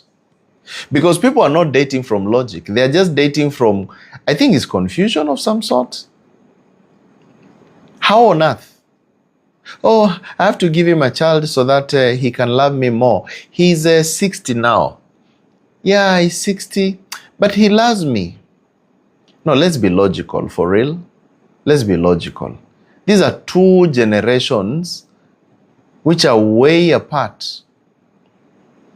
Way apart. People who don't even match. There's no compatibility about this. His ideas and your ideas are different. He's thinking of retire and come and scratch my back. Scratch my back. Change my diapers. You are thinking of career and making money. These are two people who are thinking two different things. Where is the relevance? Where is the logic? Where is the logic? Where is the logic? People are choosing from wounds, traumas, confusions. Your conscious mind says, I want peace, but your subconscious gravitates to what it feels familiar. Even if familiar sometimes may mean toxic. You're just going to whatever feels familiar. I will eat his money, and after I eat his money, now I'll go and get married to the person that I love. That's what most people say, without using logic. Let me show you this. Here's a beautiful lady. She's 25 years of age. Meets this old fella. Who is old? She says, this guy is moneyed. So what I'm going to do, I'm going to eat his money. I eat his money. Then afterwards, I'm going to leave him with the money, and then I'm going to marry the person that I love. Okay, cool. Let's see the logic and the possibilities. This man, you're not just going to eat his money, he's going to be eating you as well. So it's win-win. It is two eaters, okay? He's going to eat you as you eat his money, okay? And in this eating, he wants a child. Not one, not two, he wants 3. You've got 3 children. They are just starting to and as you get baby number 1, baby number 2, remember what is reducing? Your value. Body value is going down. Going down. You have started sagging left, right, and center. Your face has started crumbling. Your children have been suckling. Your value is going down. As this guy is going down to his grave, you're also going down in your beauty. So by the time he is done with you, men will also be done with you. Yes, you've got the money, the fridge, the TV, the good car, but nobody loves you for real. You have never enjoyed living. And every man who comes, hey, what did Mzee? Mzee in Africa is the old man. What did Mzee leave? For me, Gen Z, Mr. Man, I've come here to eat what is left. And after I eat what was left, I move on and I go and marry the girl of my dreams. I'm coming to you because I want to eat what Mr. Man has left after he died. So whatever you received from him, now it is being done to you. You are now the one. You are now the one buying love the way he bought love. And you have no option than to buy love. Every guy who comes, he wants the money which was left by the old man. He doesn't love you. Then you come and say, why are men using me? Why are they taking me for advantage? But you took the other man. You took advantage of him. So now advantage is being taken of you now, right now. Nobody wants you. They are taking advantage of you. And after they are done with you, they move and go to marry their girlfriends who they love. Life is a win-win situation. Win-win situation. Whatever measure you shall use unto others, the same shall be used unto you. Give, and shall be given unto you. Good measure, pressed down, shaken together, running over. If you give no mercy, you shall receive no mercy. And that's why they are crying all the way to the bank. Nowadays, they are not smiling. They are crying to the bank. Who is going to love me? I need someone who can love me for me. Did you love the other person for him? People want love, but their trauma wants chaos. You get bored with stable people. People who have their minds put together. Someone who loves you for you, you call him a simp. Please don't call me. I don't want too much love. Now I need money. It's cool. Yeah, you need money. Yeah. Material stuff, that's fine. You need money. That's fine. For now, yes, you need money. But wait until the right time. You're not going to need money. You're going to realize it's vanity upon vanity, says the preacher, Ecclesiastes. Yeah? You feel chemistry only when there is drama. You mistake chaos for passion. Here's a woman in Joburg who said, he's too nice, but I don't feel anything. He's too nice, but I don't feel anything. What she meant was, I don't know how to function without emotional turbulence. That is exactly what she was meaning. Not that he was too nice, but I feel nothing. But in short, she was saying, I need emotional turbulence. I need a man who can blah, blah, blah, blah. Give me some sort of disturbance. The Bible says, he restores my soul. Psalms 23 verse 3. If the man you have in your life does not restore your soul, but he gives you chaos, he's giving you one side of life. You're getting one side of life, but the other one is completely broken. You get the good life, but you're empty within. That's not someone to be with. Most people are rich in material things, but they are poor, completely poor, paupers when it comes to spiritual feelings. Zero in emotions, zero in mind, zero in joy, zero in peace. What shall it benefit you to gain the whole world, the cars, the houses, the things, and you lose your own soul? You lose your mind, emotion, and free will. What shall a man exchange for his soul? What? And that's why when you see most of these people who have taken material stuff as the most important thing, later they regret, they cry, and the world does not forgive. The world does not forgive. You look down at your life and you're like, man, I screwed up. Please, guys, forgive me. No, forgive yourself. Refix your life now that you know. Now that you know the truth. The truth should set you free. Yeah? So ask yourself, does this relationship calm my nervous system? Or does it activate my traumas? Choose one that heals, not the one that destabilizes. That man, that woman who is stable in their mind, who knows what they want, who loves you for real, go for them. Don't chase passions. These things are going to end. And actually, do you know why people love, I want a man who's got the money. I need a woman who's got who wears scantily and looks like, like she's going on a dance competition. It is just because you want to get justification. People to tell you, wow, hey, we saw your woman. Hey, she was dressing men in a very sexy way. That's the only thing you want. If nobody is justifying you, you won't look for that person. If nobody is telling you, wow, he bought you a car. If nobody is saying, wow, would you still be with the man that you're with in your life today? If nobody was congratulating you, would you still choose him today? If there were only 3 people in the world, would you choose him? If nobody was watching, would you still be with him? If your answer is no, you know what to do. Again, why modern dating is a pure joke.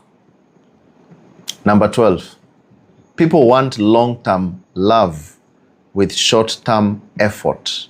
Long-term love with short-term effort. Did you get that? Modern dating has created a generation that wants a lifelong commitment, but they only offer temporary consistency. Temporary consistency. For you, you want to be available only when you need him. Not all the time, not through thick and thin, not through health and in sickness, not through in good times and bad times, not through richness and in poverty. Only want the rich side, the good side, nothing else. But life does not offer one side. There's only 2 sides of the coin. And that's why you see, they start strong, they fade quickly, and return when convenient. Inconsistency is their default cycle. You start very strong, very much in love. 3 months the line, after you guys have slept together 1,015 times. You say, I don't think I need this person. Let me go and look for another one. You go and get another one. You date. You sleep together 2,000 times in that 3 months. Afterwards, you say, from the look of things, I don't think I'm satisfied. You go and look for another one. This one sleeps with you 5,000 times. 2 times per hour. And then after 10 years, now you want to retire with the man of your dreams. Maybe in your dreams. Which man of your dreams? In your dreams, maybe.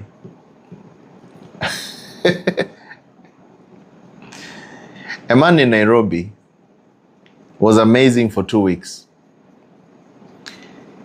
Disappeared for a month. Then he texts at midnight, "Hey stranger." That's someone who is coming for convenience. He's coming for convenience. He just appears and disappears whenever there is need. Appears and disappears when there is what? Need. This one is not someone to even be trusted. The Bible tells us, Matthew 5 verse 37, "Let your yea be yea, your no be no." If this person says yes, but he means no, these are two different people. It's a bunch of lies. Because today people want long-term love with short-term effort. You put effort on chasing me, but I'll appear when I want. I'll appear my day. Stop rewarding inconsistency. You need to cut off anyone who treats your life like a revolving door. These are people you should cut off from your life. Completely tell, away from me. Stay away from me. If you're not consistent, stay away from me because you're just joking with my life. Don't give me short-term effort. But in reply, I'm going to give you full-term effort. Another reason why modern dating is a complete joke. Number 13, people date emotionally but expect results spiritually. Have you ever noticed that? You date emotionally and you expect spiritual results. Now, what do I mean? Many pray for marriage, but then they date recklessly. God, look at me. Your servant is listening. You pray, you climb the mountain, top of Mount Kenya where there are ice, where there is ice cubes. That's where you want to pray so that your prayers can arrive faster. But then you're dating recklessly. Recklessly. Yes, emotional chemistry. They want God's blessings on relationship which are built on lust, confusion, unhealed wounds. How now? How now? God, please bless this person. I met them on a strip club, but Lord, you can change anything. Lord, Lord, don't look at their outward side. Don't look at how they have messed themselves. Lord, please. I love God the way those tattoos, Lord, on the thighs. Lord, please. These ones, you can rub them. You know very well that this relationship is in chaos. Yeah? It's chaos. But you keep on asking God to make it work. How now?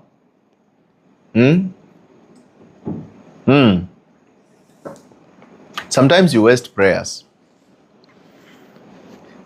You tell God some things which don't work. And you blame the problems on the devil. Even the devil sometimes like, hey, really, me? No. Mercy, really? Me? The devil is like, please, please, don't put it on me. A woman in Kampala prayed for a man who couldn't even commit to a weekend plan. A man who cannot commit even to a weekend plan. She wanted divine intervention for human irresponsibility. Remember, God is not a respecter of men.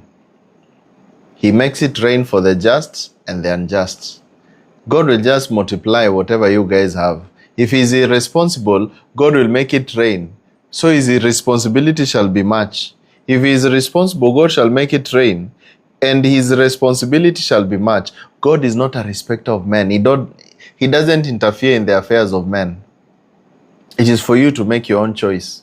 That's why the Bible says, he who findeth a wife finds a good thing. Finds a good thing. So if you're out there, you are the one finding. Stop saying, God, give me. No, go find. You've got eyes to see. You've got the spirit of discernment to be able to discern and see, this is not what I'm supposed to be having. Yeah, go and check it out for you. That's the thing. All right? So God is not the author of confusion. 1 Corinthians 14 verse 33. So when you see there is some confusion, ask yourself, is God the author of this confusion which is in my relationships, my life? Where is this confusion coming from? Where is it coming from? Don't ask God to fix what he never sent. All right? Don't ask God to fix what he never sent. Very, very important. You have understood? Choose alignment, then ask for a blessing. Correct? That was 1 Corinthians 14 verse 33. All right? Number 14, another reason why modern dating is a complete piece of joke. A complete piece of joke is because some people want commitment from you while keeping their options open. They want what? They want commitment from you while keeping their options open. I want all my options to be open, but I want you to commit. Why should I commit while your options are open? Or why should you be committed while my options are open? It doesn't make sense. Modern dating encourages what we call half commitments. Half commitments. People hold you emotionally hostage while keeping backup partners just in case. Just in case. And you see, the world today is becoming very biased. Very, very biased. Because you will see the way one side is treated, the other one is not treated so. But in some things, you will hear, we are all equal in this. We are all equal. No. We have the same rights for this. We have the same rights for this. But then in some things, then you ask yourself, but why? Is there unfairness in one side? If today this happens to this person, he is treated differently. The other one is treated differently. Yet, we are equal. Let's be fair, because relationships and life that we're living in has to be based on fairness. People don't want labels. Most of them, they keep certain contacts hidden. You hear, you delete all contacts, but for me, I will keep some hidden somewhere.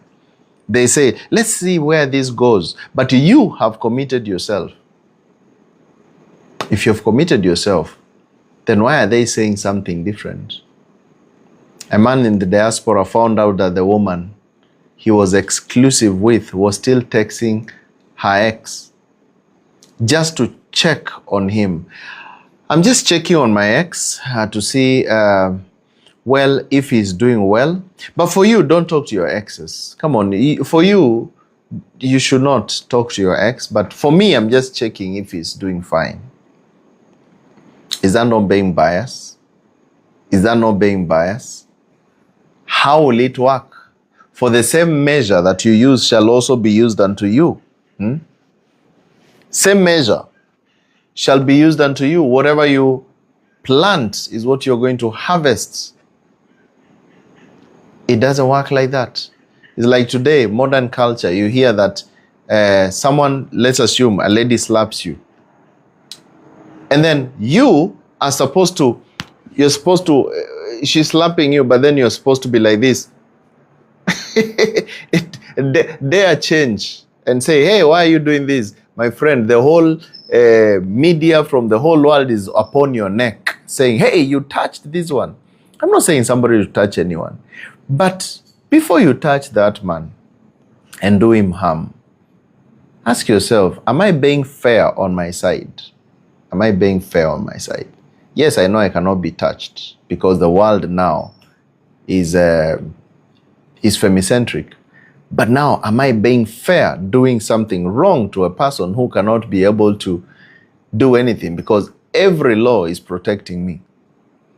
This is the same reason why right now if a relationship goes sour and people part ways, who in the relationship, let's be very logical, who in the relationship actually brings in a lot of productivity in terms of money, wealth, building house, buying a car, building everything that they have? We know very well the man is supposed to be the provider.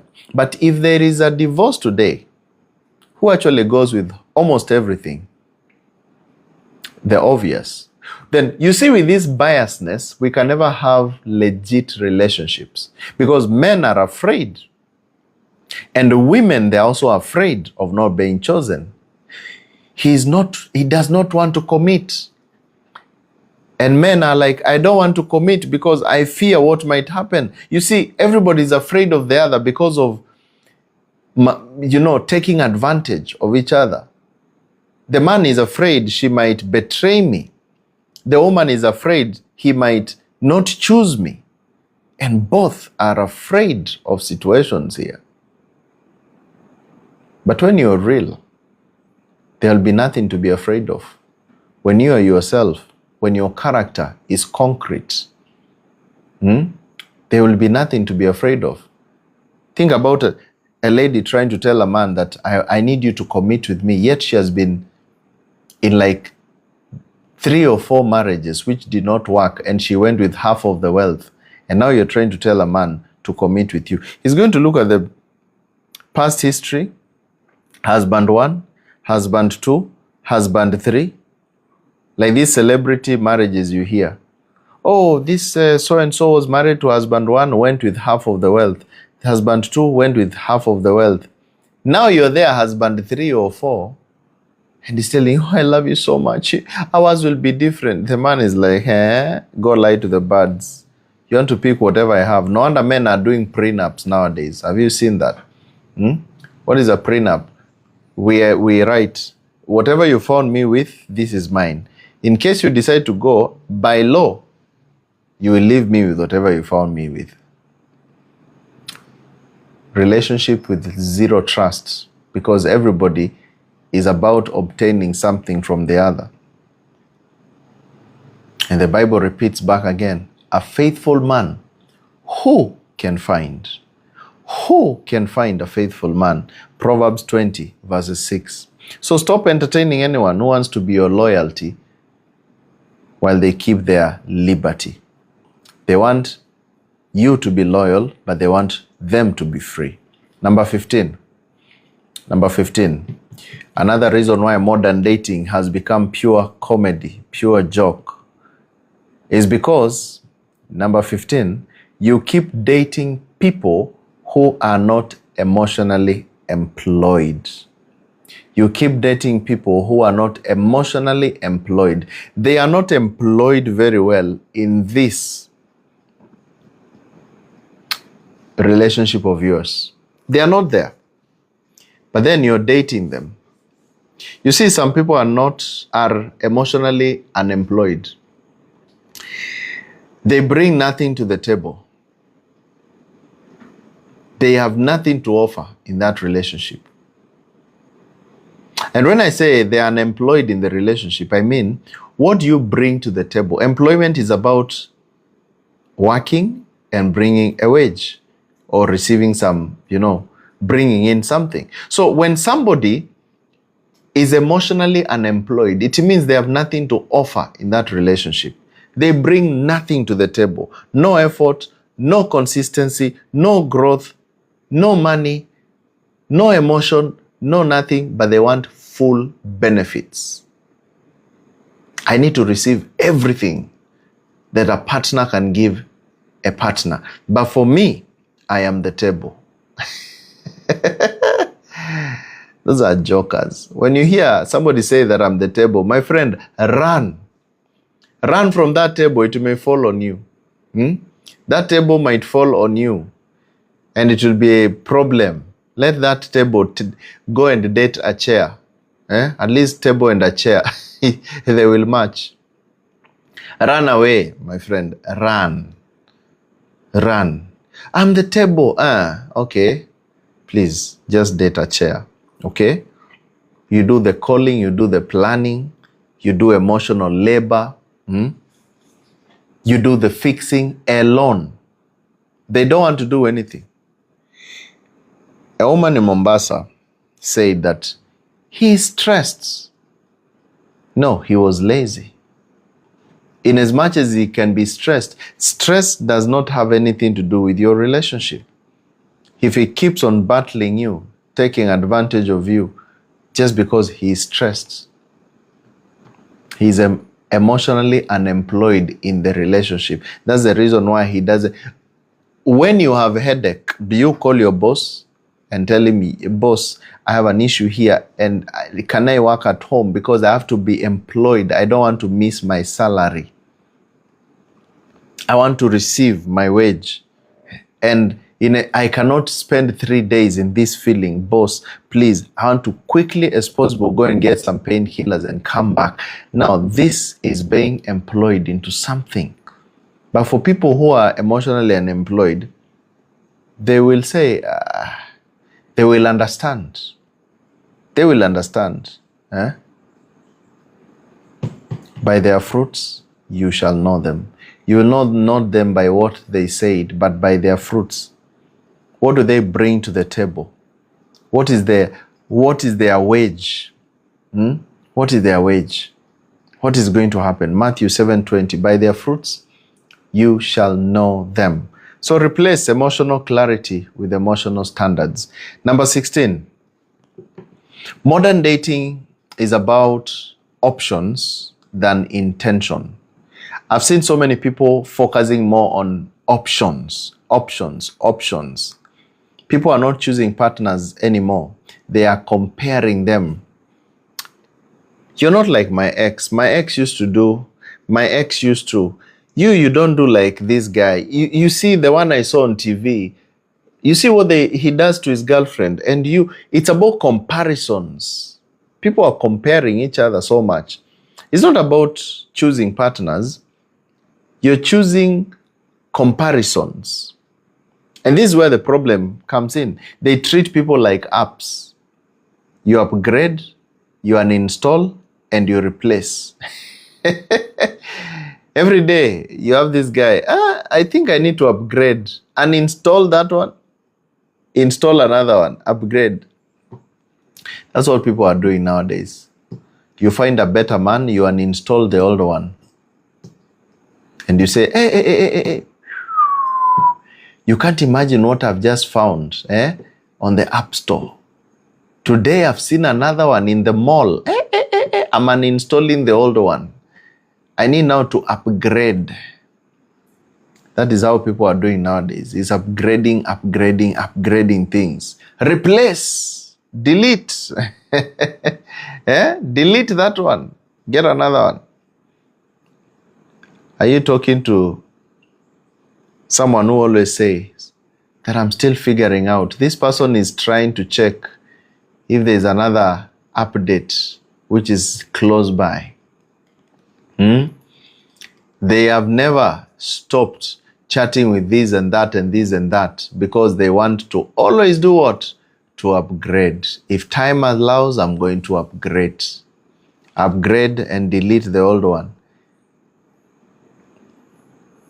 A woman in Abuja was ghosted because the guy met someone new yesterday. She was ghosted. Why? He met someone new. That's how unserious the dating world has become. I've met someone else. It's okay. I can't be with you anymore. But we have been together for all this time. We have stayed. We have loved each other. What is the issue? What's the issue? No. I was with my Oga. When I went to this place, I found another lady who has got a lot of physique more than you. And I saw that I have to uninstall you and install another one. So I deleted you. I hope you're going to understand. Please, you can find another one. Please. Is it anything? Is this a big thing?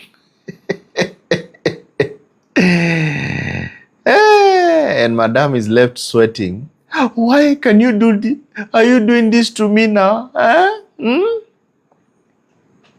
Why are you doing this one? You are going to get another one. There are so many single men out there. Then you're left flabbergasted, asking, Lord, why? Why? Wisdom is the principal thing. Proverbs 4:7. Use wisdom. When you see this person is a software engineer, he can delete and upgrade. Start running away. You're dating a software man who can upgrade you anytime. Be aware. Be aware. Be wise. Knowledge is key. Knowledge is key. Do not compete for anyone's clarity. Choose someone who already knows what they want. Otherwise you're going to be upgraded. They're going to change and pick someone else. Number 17. Another reason why the modern dating scene is a complete, pure comedy, pure joke. And I don't want you to be part of this joke. Number 17, fake vulnerability is the new manipulation. Fake vulnerability is the new what? Manipulation.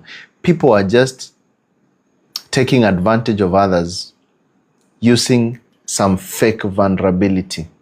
What do I mean? Modern manipulators use trauma stories to create sympathy. He used me. You can't imagine, he wasn't doing anything for me. You see, he did. They tell you their wounds. They tell you their wounds, not for connection, but for control. Have you noticed that? People, they will tell you some things, then you wonder, what exactly do they want? I was listening to, I think it was on Facebook, and some lady had posted some story, which everybody was, no. I think nowadays people have realized when you're lying. I looked at the comments, I thought it was me who was thinking like this, but everybody was just like, nah. Lady, please don't lie to us. You know what she was saying? She was saying that she was crying. First, the moment you see someone crying on social media, it's as if, like, you're holding a camera. Okay, first, wipe your face. Tell us the point. Because the crying first is already a red flag.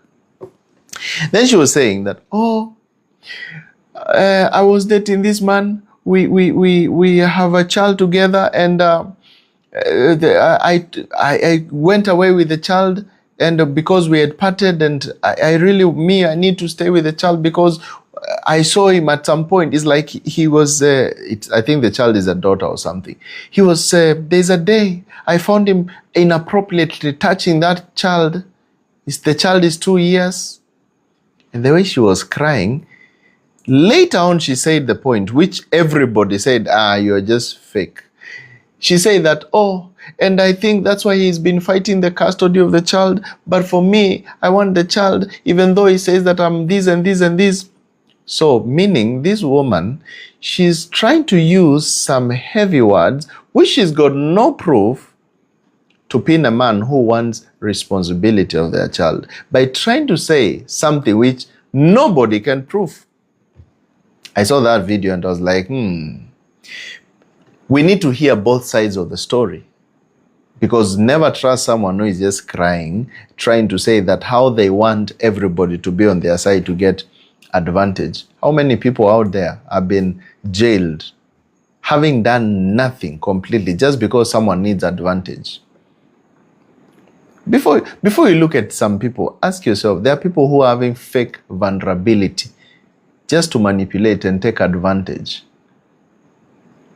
Who is that focused of such kind of a thing to their child who is 2 years?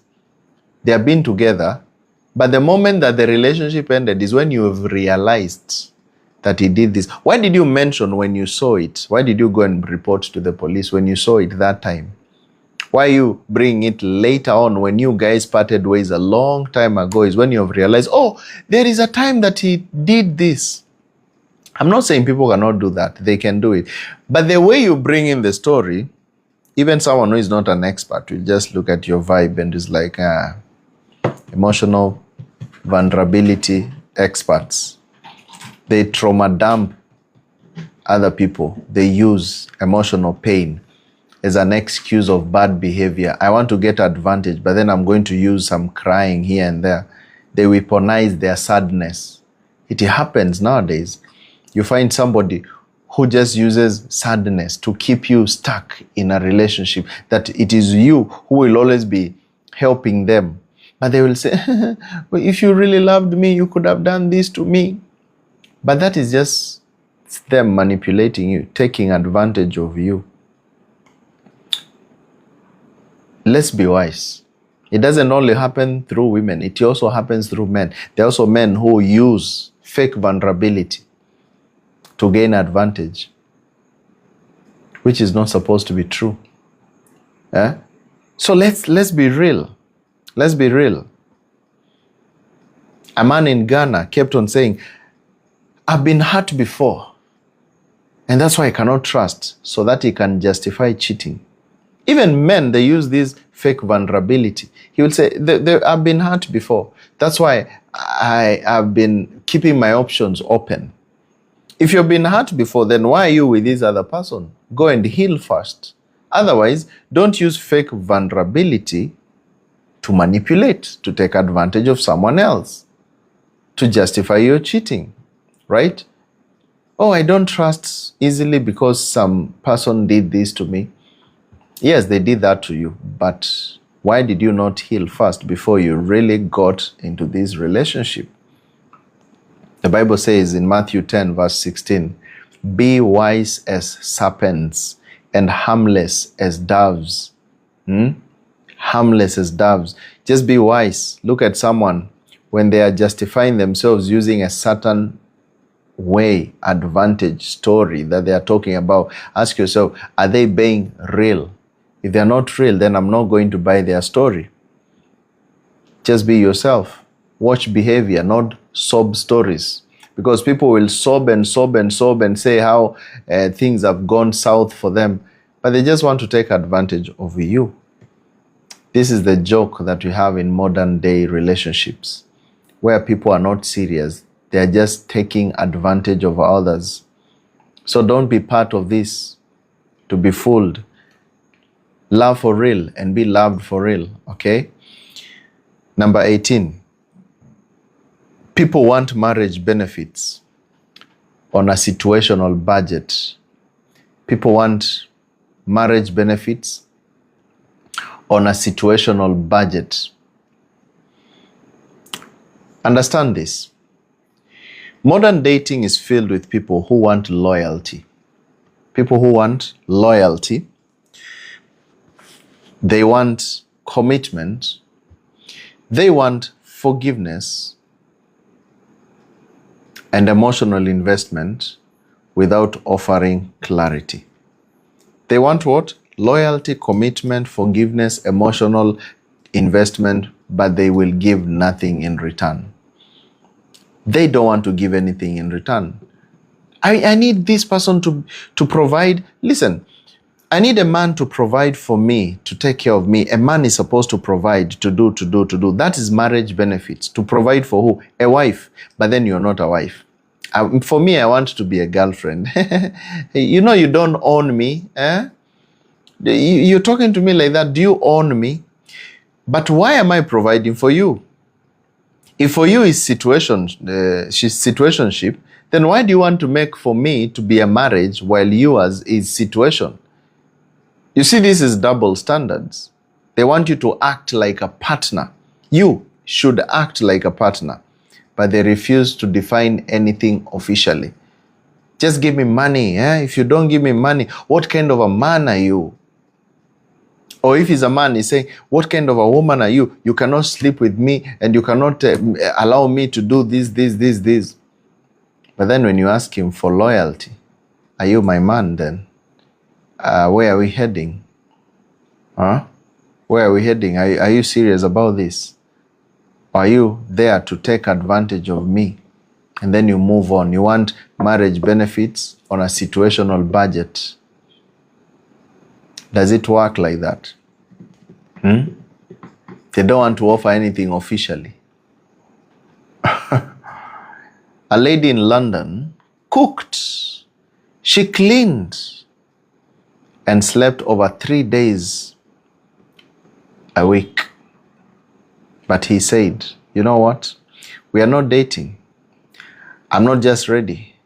But you've been cooking, you've been cleaning, you've been supporting, you've been there, you've been sleeping with this fella, you've been doing all those wifey duties. But then when you ask, by the way, what are we? You're left alone. We are adults. What are we? I think you know we are humans, eh?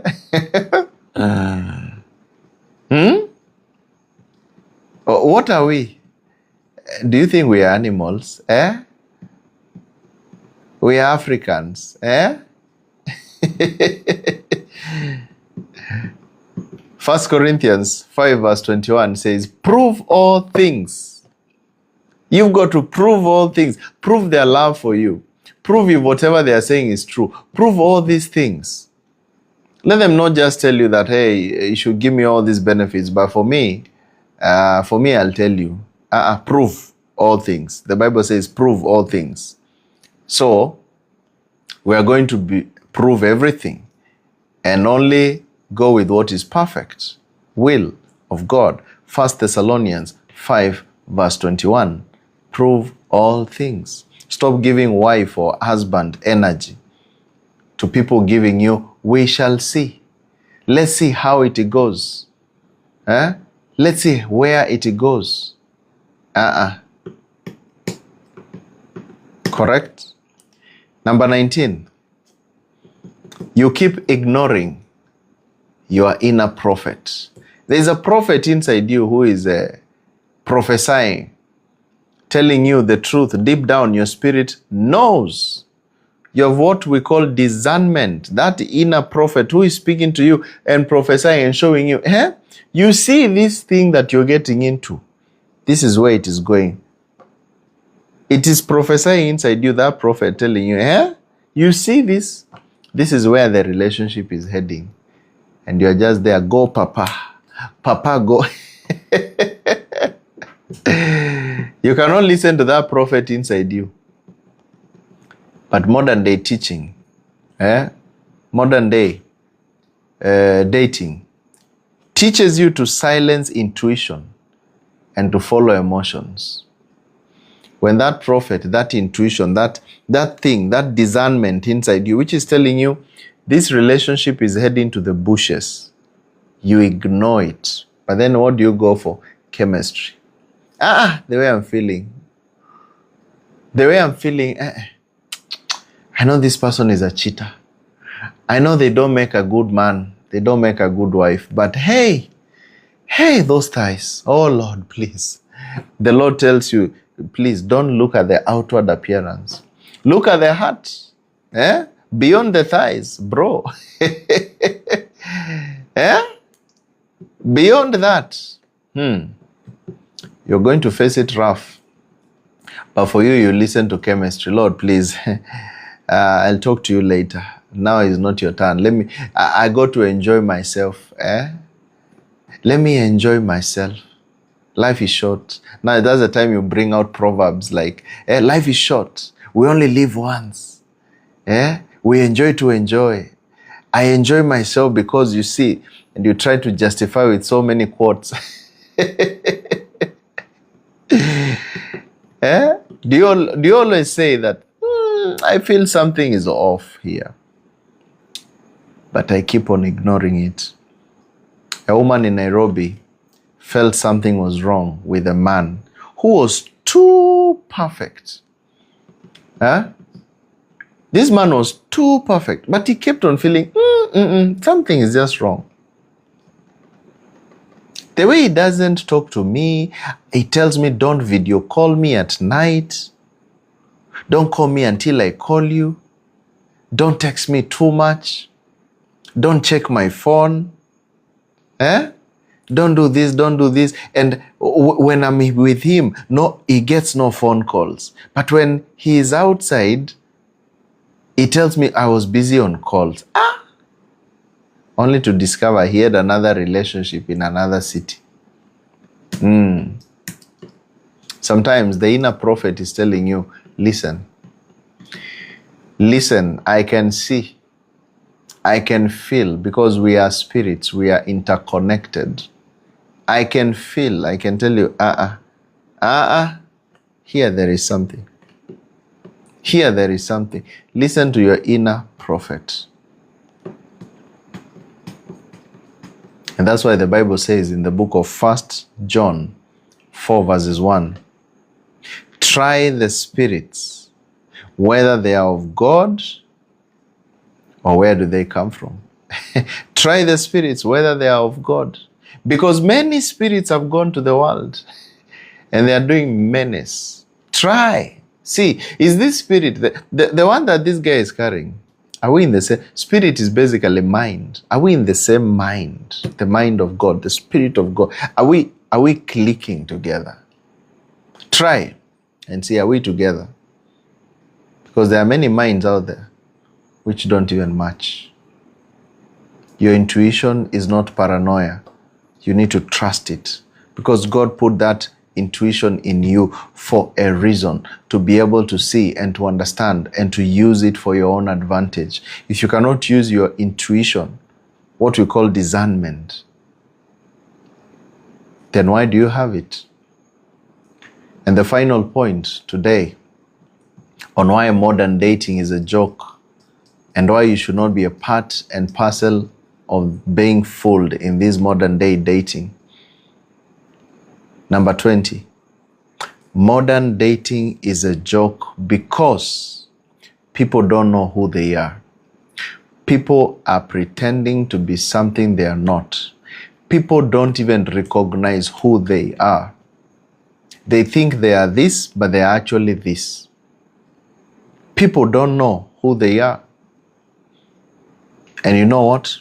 Identity confusion creates relationship confusion. If you don't know who you are, then you're going to be confused even in your relationship. You need to understand, who am I actually? Until you know who you are, you will keep attracting mirrors of your wounds instead of partners for your future. You're going to be attracting mirrors of the things which happened to you back in the days. You are raised by an absent father, you're going to be looking for absent men in relationship. You are raised by a mother who was so controlling, you're going to be looking for a wife who you can control. You went through cheating in a past relationship, you never forgave, you're going to attract other cheaters in your life. Nobody loved you, they neglected you. You're going to be looking for people who will neglect you. You see, until you know who you are and what you're going through, then you will be attracting things or people and thinking this is the normal. And when someone who is legit comes and falls in love with you, you're going to be thinking that this person is not real. You're going to be thinking, this person is not real. How can they love me for real? Like me, they can be there for me? Are they there for me? Because at the end of the day, it is you to know who you are. Do you find yourself shape-shifting depending on who you're dating? Today you're a cool person, tomorrow you're a joyful person, tomorrow you're a joker, the other day you're serious, based on who you're dating. If you're dating a joker, you become a joker. If you're dating a serious person, all of a sudden you're serious. If you're dating a bookworm, all of a sudden you love reading books. You're dating a cyclist, tomorrow you're buying a bicycle. You don't know who you are. You don't have personal vision. You choose partners based on loneliness, not purpose. How many people do that? You choose partners based on loneliness. I'm so lonely, let me look for someone. 2020, how many people married? Fearing the world would end. At the end of the day, you find yourself, I don't want to be alone. A man in Eldoret kept switching personalities depending on the woman he was with. His relationship kept, all his relationships kept on collapsing because he had no authentic identity.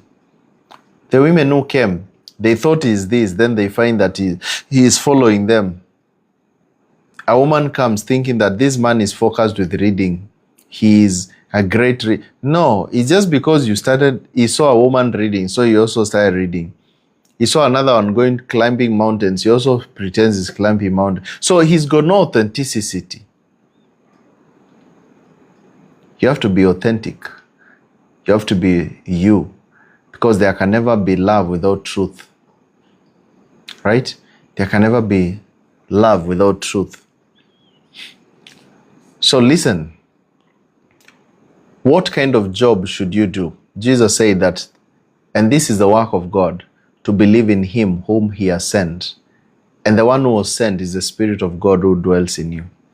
And in the book of Ephesians 2:10, it tells us that for we are his workmanship, created in Christ Jesus unto good works. So the work that you should be doing is the work of God. And what is the work of God? Focusing on what God is creating, that purpose, that dream, that vision, that thing which gives you joy. Focus on your interests, the one that God put in you. That is his work. He made you a carpenter, showed you how to be a carpenter, to do nice furnitures, because that is his work, to glorify God through your talent, to glorify God through your football skills, to glorify God through your singing, glorify God through your teaching, your helping people, communities. And this is how we build a better place in the world. That's the work of God. But if you want to live someone else's work, then you're not authentic. And that's why you don't find real love. You find people who love what you don't love. Why? Because you're not authentically yourself. If you're an athlete and you focus on playing, going to the pitch every day to run, focusing on the work that God has put you, your own identity, you're going to meet another athlete. But if you're an athlete, you pretend that you love sitting behind a computer, you're going to find someone who is a computer, whatever, and you'll never enjoy that computer life because it's never your thing. Go to the pitch or go to the computer if that is real you. Find out, by the way, who is the real me? What's my identity? What's my identity? When you find your real identity, then now you're going to find real love.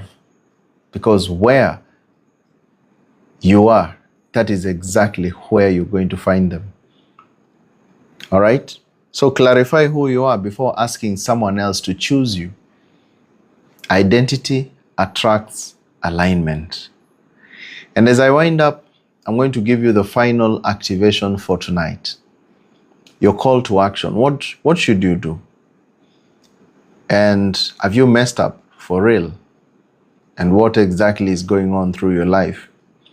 Understand you're not here to chase shadows or to fight for spaces where your spirit does not belong. You are a creator, not a contestant. You're not contesting for anyone. You're not contesting for love. That, oh, people should come and let me try and get this. No, you are a creator. Focus with what God created in you. Focus with the purpose that he put in you. And the right kind of person is going to come. You're designed for clarity, for peace, and for intentional love. True love. Not for emotional gambling. People say that, oh, today I can never find true love. Let me tell you, whatever you believe is what you're going to get. If you believe you can never find someone because you're old, because you're ugly, because you don't have money, then that is true. As a man thinketh, that is the truth. But if you believe that there is someone for you, you manifest exactly the desires of your heart. God shall give you the desires of your heart. Whatever you ask is what you shall get. Whatever you seek is what you shall find. Modern dating becomes a joke only when you forget who you are. When you start joking like the other jokers. Begin choosing today from identity, not from insecurity. Don't choose because others are choosing. Don't rush into a relationship because time is moving. Don't do things because everything is just the way it is. The moment your mind shifts, your relationships shift. And the scripture says, as he thinketh in his heart, so is he. Proverbs 23 verse 7. So I leave you with this. What are you thinking? Do you think that you deserve to be loved? Then start loving others, because love is a two-way action. Whoever you are with, love them for real.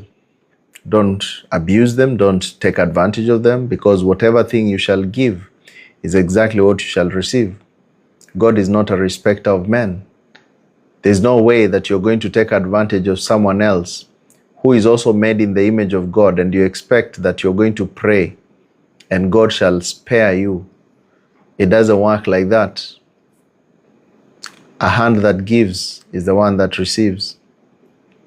If you give war, you're going to receive war. If you give peace, you're going to receive peace.